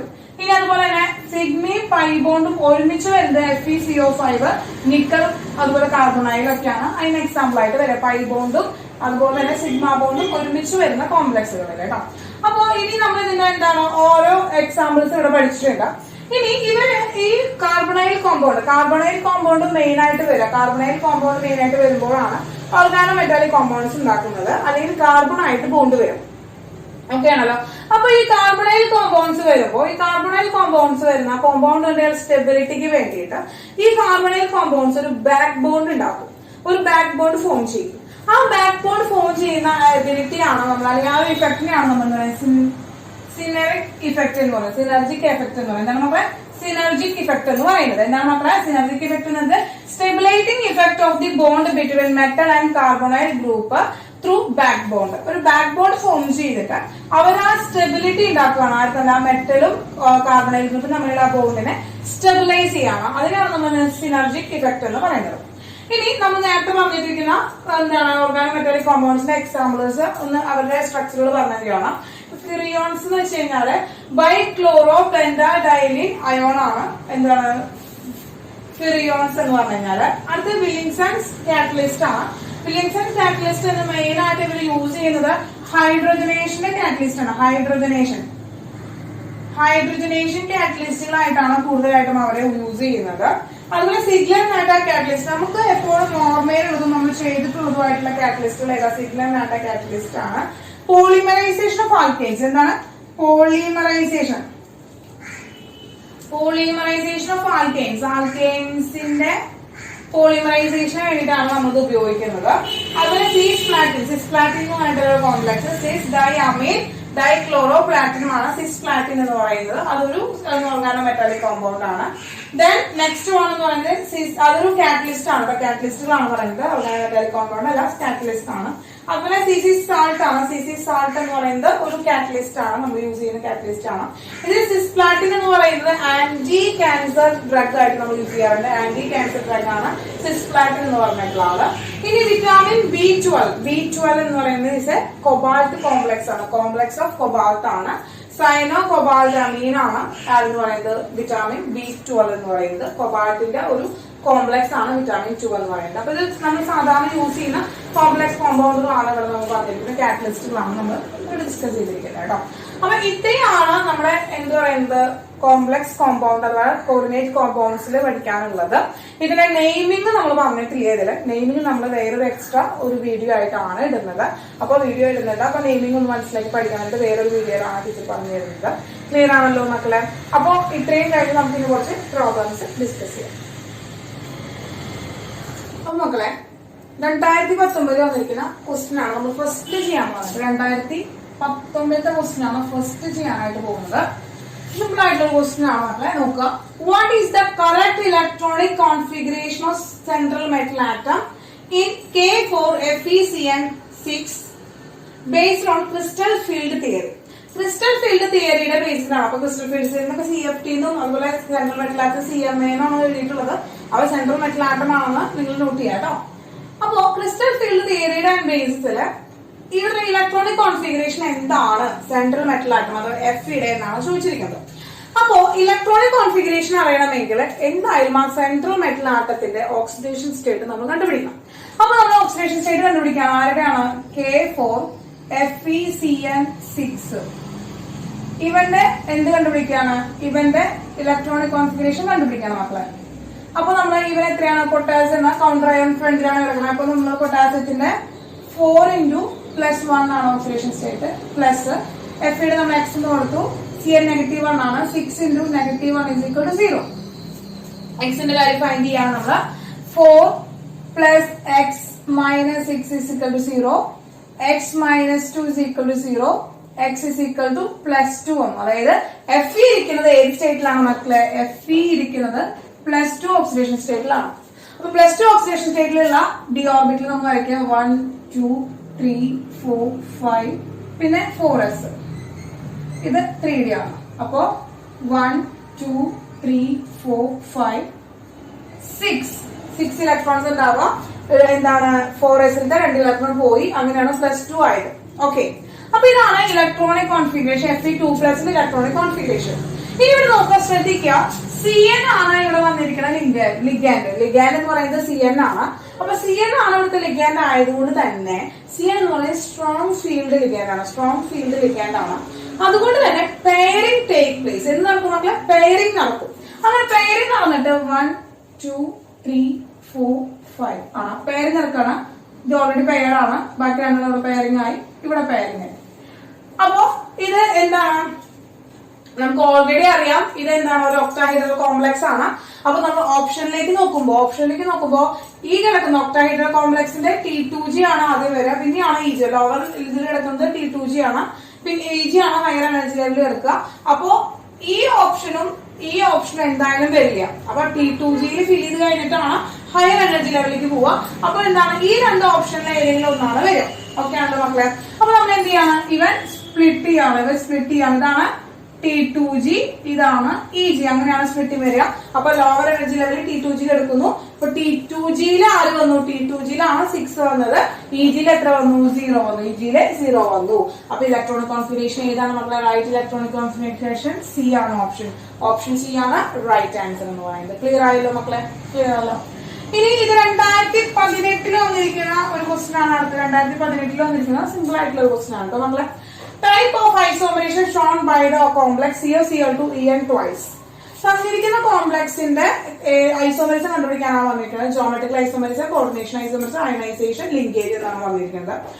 അപ്പൊ നോക്കുക, COCl2En twice ആണ്. എന്തായാലും നോക്കുക, നമുക്ക് എന്താണ് കോർഡിനേഷൻ ഐസോമെറിസം തരില്ല, കാരണം രണ്ട് കോർഡിനേറ്റ് എൻഡൈറ്റീസ് വേണം. അപ്പൊ തന്നിട്ടില്ല, അപ്പൊ കോർഡിനേഷൻ എൻഡൈറ്റ് തരില്ല. ഇനി അയണൈസേഷൻ ഐസോമെറിസം തരണമെങ്കിൽ കൗണ്ടർ അയോൺ ഉണ്ടായിരിക്കണം. കൗണ്ടർ അയോൺ ഇവിടെ ഇല്ല, അപ്പൊ അത് കൗണ്ടർ അയോൺ ഇല്ലാത്തതാണ് അയണൈസേഷൻ ഐസോമെറിസം തരില്ല. ലിങ്കേജ് ഐസോമെറിസം ഉണ്ടാവണമെങ്കിൽ അവിടെ എന്തോ ആംബിയന്റ് എൻഡൈറ്റ് ലിങ്കേജ് ഉണ്ടാവും, അവനും ഇല്ല, അപ്പൊ അവൻ എന്താണ് ലിങ്കേജ് ഐസോമെറിസം തരില്ല. ഇനി ഉള്ളതാണ് COCl2En twice എന്ന് പറയുന്നത് ആരാണ്, ജോമെട്രിക് ഐസോമെറിസം ആണ്. നോക്കിയ എന്താണ് MA2AA ട്വൈസ് എന്ന് പറയുന്നതാണ്. അവൻ ഏതാണ് പേര് മക്കളെ, ജോമെട്രിക് ഐസോമെറിസം ആണ്. ഒക്ടാഹൈഡ്രൽ കോംപ്ലക്സിന്റെ ജോമെട്രിക് ഐസോമെറിസം ആണ് തരാം അല്ലെ. അപ്പൊ ജോമെട്രിക് ഐസോമെറിസം ആണ് തരുന്നത്. നമുക്ക് ക്ലിയർ ചെയ്യാൻ പറ്റിയില്ല മക്കളെ. അപ്പൊ ഓപ്ഷൻ A ആണ് റൈറ്റ് ആൻസർ കേട്ടോ. അപ്പൊ 2 ക്വസ്റ്റ്യൻ മനസ്സിലായില്ലേ, നോട്ട് ചെയ്തെടുത്തോളാം. അടുത്ത 2 ക്വസ്റ്റ്യൻ ചെയ്യാം മക്കളെ. അടുത്ത 2 ക്വസ്റ്റ്യൻസ് നോക്കാം നമുക്ക്. അപ്പൊ അതിൽ ആദ്യം ഡിസ്കസ് ചെയ്തത് 2018 ക്വസ്റ്റ്യൻ തന്നെയാണ്. 2018 വന്നിരിക്കുന്ന ക്വസ്റ്റ്യൻ ആണ് പറയുന്നത് കേട്ടോ. The geometry and magnetic behavior of the complex nickel CO4 is. അപ്പോ മാഗ്നറ്റിസം അതിന്റെ തന്നെ ജോമെട്രി കണ്ടുപിടിക്കാനാണ് പറയുന്നത്. അപ്പൊ മാഗ്നറ്റിസം ജോമെട്രി അറിയണമെങ്കിൽ VBT വാലൻസ് ബോണ്ട് തിയറി അനുസരിച്ച് വേണം കണ്ടുപിടിക്കാനായിട്ട്. അപ്പൊ നിക്കലിന്റെ ആറ്റോമിക് നമ്പർ 28 ആണ്. അപ്പൊ നമുക്കറിയാം എന്താണ് നിക്കൽ എന്ന് പറയുന്നത് 3D8 4s2 ആണ് വരിക. അപ്പൊ ഇതിൽ ഓക്സിഡേഷൻ സ്റ്റേറ്റ് നോക്കുകയാണെങ്കിൽ കാർബണൈൽ കോമ്പൗണ്ട് ആണ് വന്നിരിക്കുന്നത്. കാർബണൈൽ ലിഗാൻഡ് വന്നു കഴിഞ്ഞാൽ 0 ആണ് ഓക്സിഡേഷൻ സ്റ്റേറ്റ്. അപ്പൊ ഇവന്റെ എത്രയാണ് 0 ആണ് ഓക്സിഡേഷൻ സ്റ്റേറ്റ് വരണമെങ്കിൽ നിക്കൽ എന്ന് പറയുന്നത് ഓക്സിഡേഷൻ സ്റ്റേറ്റ് 0 ആണ് വരിക. അപ്പൊ എന്താണ് അതിന്റെ അർത്ഥം, അവിടെ എന്താണ് അവിടെ 0 ആണ് ഓക്സിഡേഷൻ സ്റ്റേറ്റ് ആയിട്ടാണ് വരുന്നതാണ് നമുക്ക് മീൻ ചെയ്യുന്നത്. അപ്പൊ ഇത് തന്നെയാണ് അവിടെ ഇലക്ട്രോൺസിനെ കൊടുക്കുകയോ വാങ്ങുകയൊന്നും ചെയ്യുന്നില്ല. അപ്പൊ നമ്മൾ വരച്ചു, ഇതിന്റെ 3D 4s വരയ്ക്കുകയാണ്. 1 2 3 4 4s വരച്ചു. 1 2 3 4 5 6 7 8 ഇതാണ് എന്തുള്ളത് ലിഗാൻഡ് എന്താണ് ഇലക്ട്രോൺസ് ഉള്ളത്. പിന്നെ 4s-ലും ആരുണ്ട് ലിഗാൻഡ് ഉണ്ട്. 4s-ലും ഇലക്ട്രോൺസ് ഉണ്ട്. ലിഗാൻഡിൽ ഇലക്ട്രോൺസ് ഉണ്ട്. ഇനി ഇവിടെ നമ്മൾ എന്ത് ചെയ്യാണ് 4s കഴിഞ്ഞാൽ പിന്നെ ആരുണ്ടാവും മക്കളെ ഒരു 4p ലിഗാൻഡ് ഉണ്ടായിരിക്കും അല്ലെ. ഒരു 4p ലിഗാൻഡ് ഉണ്ടായിരിക്കും. 4p എന്ന് പറയുന്ന ഓർബിറ്റൽ ഉണ്ടായിരിക്കും. അപ്പോ ഇത് 3d ആണ്, 4s ആണ്, 4p ആണ്. ഇതാണ് ഓർഡർ എന്ന് പറയുന്നത് അല്ലെ. അപ്പോ ഇതില് നിക്കൽ അതുപോലെ കാർബണൈൽ ഗ്രൂപ്പ് വന്നിരിക്കാനുള്ള സ്പേസ് വേണം. 4 ആൾക്കാരാണ് വന്നിരിക്കുന്നത്. 4 ആൾക്കാർ വന്നിരിക്കുകയാണ്. കാർബണൈൽ ലിഗാൻഡ് 4 ആളാണ് വന്നിരിക്കുന്നത്. അപ്പൊ 4 പ്ലേസ് വേണം. പക്ഷെ ഇങ്ങനെ നോക്കുമ്പോൾ 3 സ്പേസ് അവിടെ ഉള്ളൂ 4p-ല്. അപ്പൊ ഇവരെന്ത് ചെയ്യും? ഇവിടെ വന്നിരിക്കുന്ന കാർബണൈൽ ഗ്രൂപ്പ് എന്ന് പറയുന്നത് സ്ട്രോങ് ഫീൽഡ് ലിഗാൻഡ് ആണ്. സ്ട്രോങ് ഫീൽഡ് ലിഗാൻഡ് വരുമ്പോ എന്തുണ്ടാവും മക്കളെ? സ്ട്രോങ് ഫീൽഡ് ലിഗാൻഡ് വരുമ്പോ തീർച്ചയായിട്ടും അവർക്ക് എന്ത് സംഭവിക്കുന്നു? പെയറിംഗ് സംഭവിക്കുന്നു. അങ്ങനെ പെയർ ചെയ്യാണ് എന്ത് ചെയ്തു? ഇവൻ എന്ത് ചെയ്തു? ഇവൻ ഇങ്ങോട്ട് വന്നു, പെയർ ചെയ്തു. ഇവർ രണ്ടാളും ഇങ്ങോട്ട് ചാടി. അങ്ങനെ പെയർ ചെയ്തിട്ട് എന്ത് വന്നു മക്കളെ? 1 2 3 4 2 4 6 8 10. അങ്ങനെ 3D എന്ന് പറയുന്നത് കംപ്ലീറ്റ്ലി ഫിൽഡ് ആയിട്ടുള്ള ഓർബിറ്റലായിട്ട് മാറി. ദെൻ 4s-ലും 4p വാക്കന്റ് ആയിട്ടുള്ള ഡി ഓർബിറ്റലായി. 4s-ഉം 4p വാക്കന്റ് ആയിട്ടുള്ള ഡി ഓർബിറ്റലായി. ഇനി വാക്കന്റ് ആയിട്ടുള്ള ഓർബിറ്റൽസ് ആയി. ഇനി അവിടേക്കാണ് കൊബാൾട്ട് വരുന്നത് കേട്ടോ. സോറി, അവിടേക്കാണ് കാർബണൈൽ ഗ്രൂപ്പ് വരുന്നത് കേട്ടോ മക്കളെ. എന്താണ്? CO ഗ്രൂപ്പ് വന്നു. ഇവിടെ CO ഗ്രൂപ്പ് വന്നു. ഇവിടെ CO ഗ്രൂപ്പ് വന്നിരുന്നു. ഇവിടെ CO ഗ്രൂപ്പ് വന്നിരുന്നു. അങ്ങനെ 4 കാർബണൈൽ ഗ്രൂപ്പിനും ഇതിനുള്ളിൽ വന്നിരിക്കാനായിട്ട് പറ്റിയില്ലേ മക്കളെ? അങ്ങനെ 4 ആളും വന്നിരുന്നിട്ട് നമുക്ക് ഏതാണ് ഹൈബ്രൈസേഷൻ കിട്ടിയത്? S വന്നു, 3p ഓർബിറ്റൽ വന്നു. അങ്ങനെ sp3 ഹൈബ്രൈസേഷൻ കിട്ടി. എന്നിട്ട് മക്കളെ sp3 ഹൈബ്രൈസേഷൻ കിട്ടി. സിമ്പിൾ ആണ്. എന്താണ് നമ്മൾ ചെയ്തത്? നമ്മൾ ഇലക്ട്രോണിക് കോൺഫിഗറേഷൻ എഴുതി.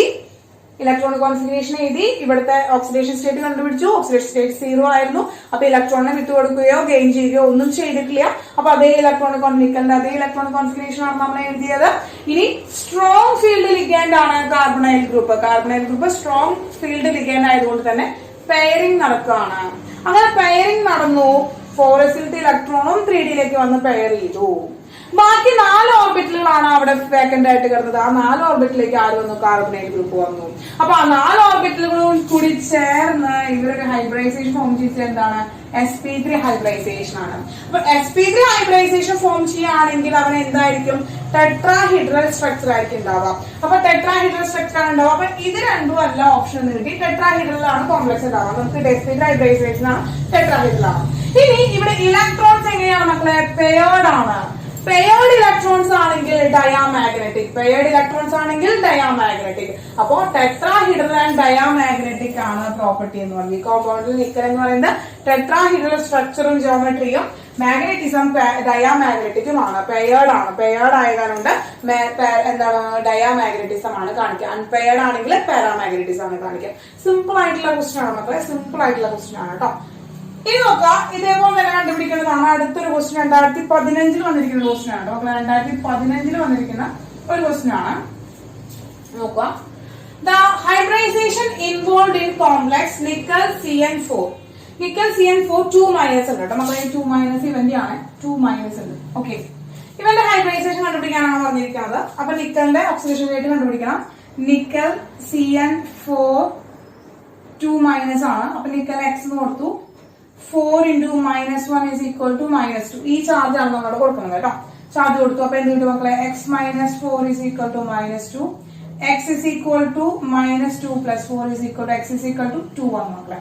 അപ്പൊ X is equal to +2 ആണത്. X is equal to +2 എന്ന് പറഞ്ഞു കഴിഞ്ഞാൽ നിക്കലിന്റെ കയ്യിലുള്ള 28 ഇലക്ട്രോൺസിൽ നിന്ന് 2 എണ്ണത്തിനെ കളയാം. അപ്പൊ നിക്കലിന്റെ ഇലക്ട്രോണിക് കോൺഫിഗറേഷൻ എന്താണ്? 3d8 4s2 ആണ്. അപ്പൊ ഇതിന്റെ 2നെ കളയാണ്. 4s-ന്റെ 2 എണ്ണത്തിനെയാണ് കളയാം. അങ്ങനെ ഓക്സിഡേഷൻ സ്റ്റേറ്റ് എന്താണ്? നിക്കൽ 2+ന്റെ എന്താണ് ഹൈബ്രൈസേഷൻ കണ്ടുപിടിക്കാൻ പോവാണ് നമ്മള്. S4.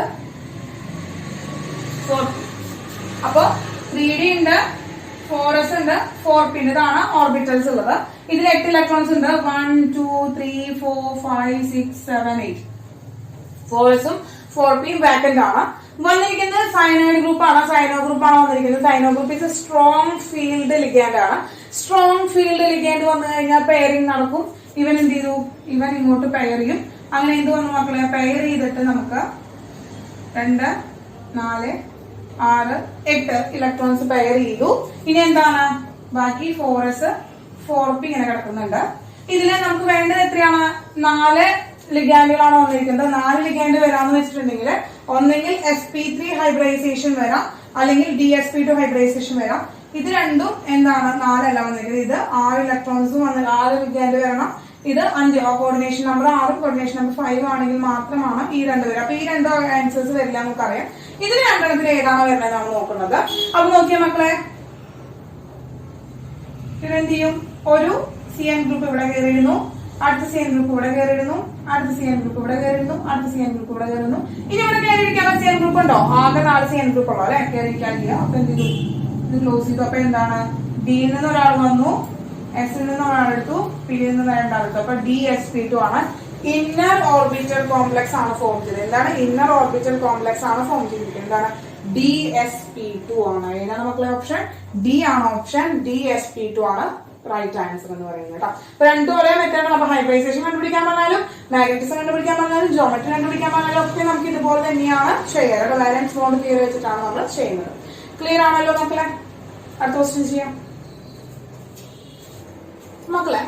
നെക്സ്റ്റ് 2 ക്വസ്റ്റ്യൻ നോക്കുക കേട്ടോ. ഒരു ക്വസ്റ്റ്യൻ നോക്കാം. ഐസോമെറിസം തന്നെയാണ്, ഒപ്റ്റിക്കൽ ഐസോമെറിസത്തിന്റെ ഭാഗത്ത് നിന്ന് ക്വസ്റ്റ്യൻ ആണ്.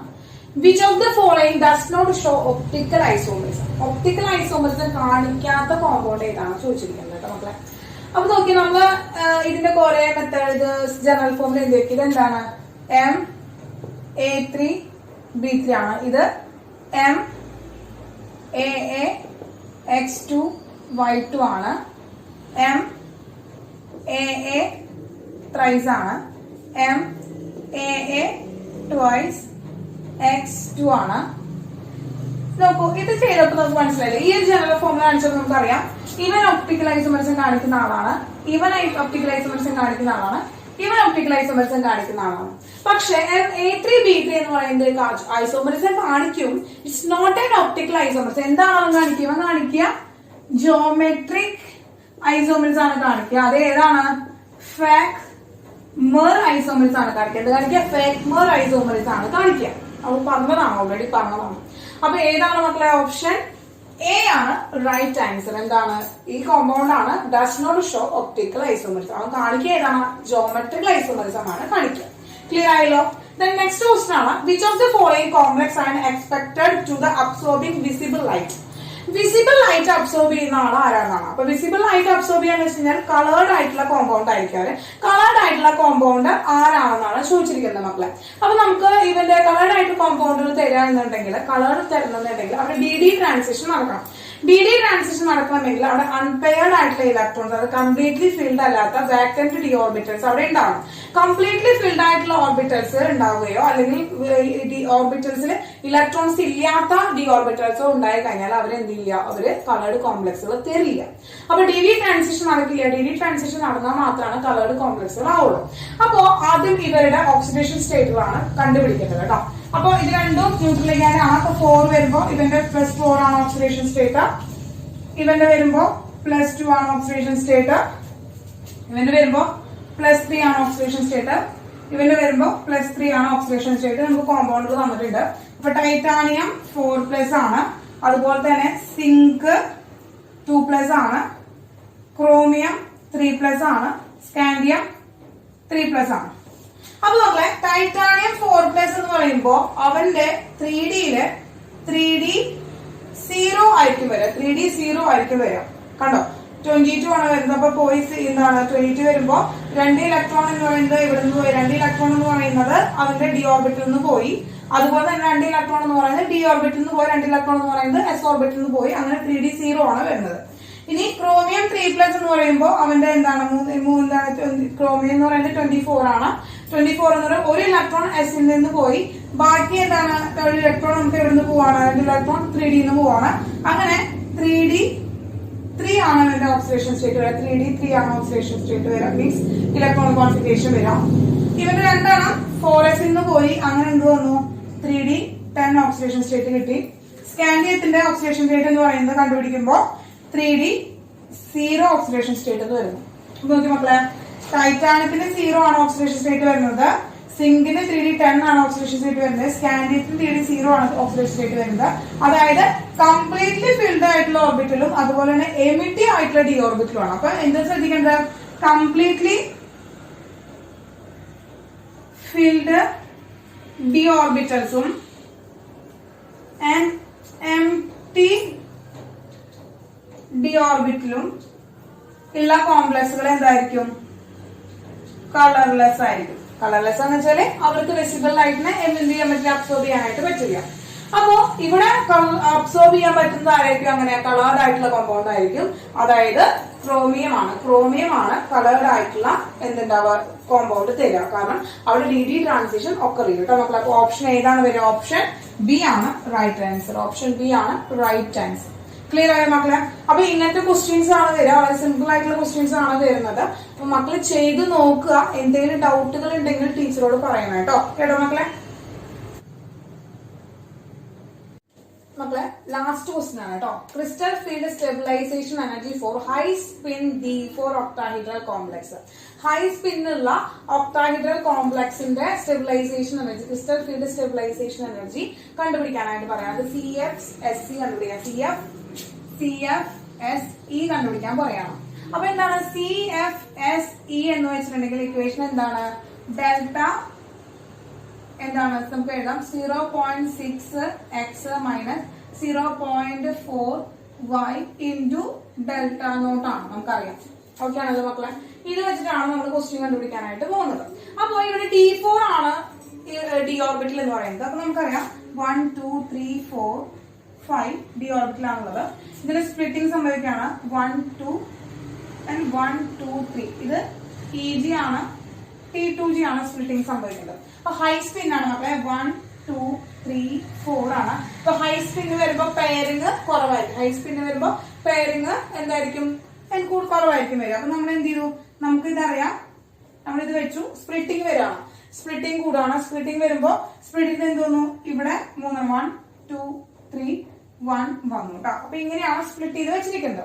അപ്പൊ ഈ എനർജി ലെവൽ നോക്കിയൊക്കെ മക്കളെ, ഇതെന്ന് പറയുന്നത് 0.6 ആയിരിക്കും മക്കളെ. ഇതെന്ന് പറയുന്നത് -0.4 ആണ് വരിക. അപ്പൊ ഇത് കിട്ടി. ഇവിടെ എത്രയാണ്? ഇവിടെ 3 ഇലക്ട്രോൺസ് ആണുള്ളത്, ഇവിടെ 1 ഇലക്ട്രോൺ ആണുള്ളത്. സബ്സ്റ്റിറ്റ്യൂട്ട് ചെയ്യണം നമ്മൾ. 0.6ന്റെ കൂടെ EGയില് 1 ഇലക്ട്രോൺ ഉള്ളത് മൈനസ്. ഇനി എന്താണ്? 0.4ന്റെ കൂടെ എത്ര ഇലക്ട്രോൺ ഉണ്ട്? 3 ഇലക്ട്രോൺ ഉണ്ട് ഇൻറ്റു ഡെൽറ്റ നോട്ട് ആണ് വരിക നമുക്ക്. അപ്പൊ ഇത് എന്ത് വന്നു? 0.6 minus 1.2 is equal into delta naught വരും മക്കളെ. അപ്പൊ എന്താ വരിക? 0.6 മൈനസ് 1.2 വരുമ്പോ is equal to -0.6 delta naught ആണ് ആൻസർ വരിക. ആൻസർ എത്രയാണ് മക്കളെ? ആൻസർ ഡി ആണ്. ഓപ്ഷൻ ഡി ആണ് കറക്റ്റ് ആൻസർ എന്ന് പറയുന്നത് കേട്ടോ. അപ്പൊ നമ്മൾ ഇക്വേഷൻ പഠിച്ചതാണ്. അപ്പൊ ഇക്വേഷനിൽ എന്താണ്? ഇക്വേഷനിൽ കറക്റ്റ് T2Gയിലുള്ള ആൾക്കാരുടെ എണ്ണം X ആയിട്ടും EGയിലുള്ള ആൾക്കാരുടെ എണ്ണം Y ആയിട്ടാണ് നമ്മൾ എടുക്കുന്നത്. അത് കറസ്പോണ്ടിങ് ആയിട്ട് ഇട്ട് കൊടുത്തു കഴിഞ്ഞാൽ നമുക്ക് എന്ത് ചെയ്യാനായിട്ട് സാധിക്കും. അപ്പൊ ആ എനർജി ലെവൽ അനുസരിച്ചിട്ടാണ് നമ്മൾ ഇട്ട് കൊടുക്കുന്നത് കേട്ടോ. നമ്മളെ ക്ലിയർ ആയല്ലോ? അപ്പൊ ഇങ്ങനത്തെ ക്വസ്റ്റ്യൻസ് വന്നു കഴിഞ്ഞാൽ സിമ്പിൾ ആണ്. അപ്പോ അവിടെ ഹൈ സ്പിൻ ആയതുകൊണ്ടാണ് ഇവിടെ എന്താണ് സിമ്പിൾ ആയിട്ട് തന്നെ പെയറിംഗ് വന്നത്. ഇനി സ്പിൻ കുറവാണെങ്കിൽ അവിടെ പെയറിംഗ് നടക്കും. പെയറിംഗ് നടക്കുമ്പോൾ അവിടെ എന്താ ഉണ്ടാവുക? നമുക്ക് അപ്പോ നമ്പർ, ഈ എണ്ണത്തിന്റെ നമ്പർ, അത് ഈ ഇലക്ട്രോണുകളുടെ എണ്ണത്തിന് വ്യത്യാസം ഉണ്ടായിരിക്കും. ഓക്കെ, ക്ലിയർ ആയോ മക്കളെ? അപ്പൊ നമുക്ക് ക്വസ്റ്റ്യൻസ് വൈൻഡപ്പ് ചെയ്യാം നമുക്ക്. അപ്പോ ബാക്കി ചാപ്റ്ററിലേക്ക് കടക്കാം നമുക്ക്. അപ്പൊ ബാക്കി ക്വസ്റ്റ്യൻസ് ഒക്കെ നമ്മൾ ചെയ്യാം. നമുക്ക് അടുത്ത ചാപ്റ്ററിൽ കാണാം. ഓക്കെ.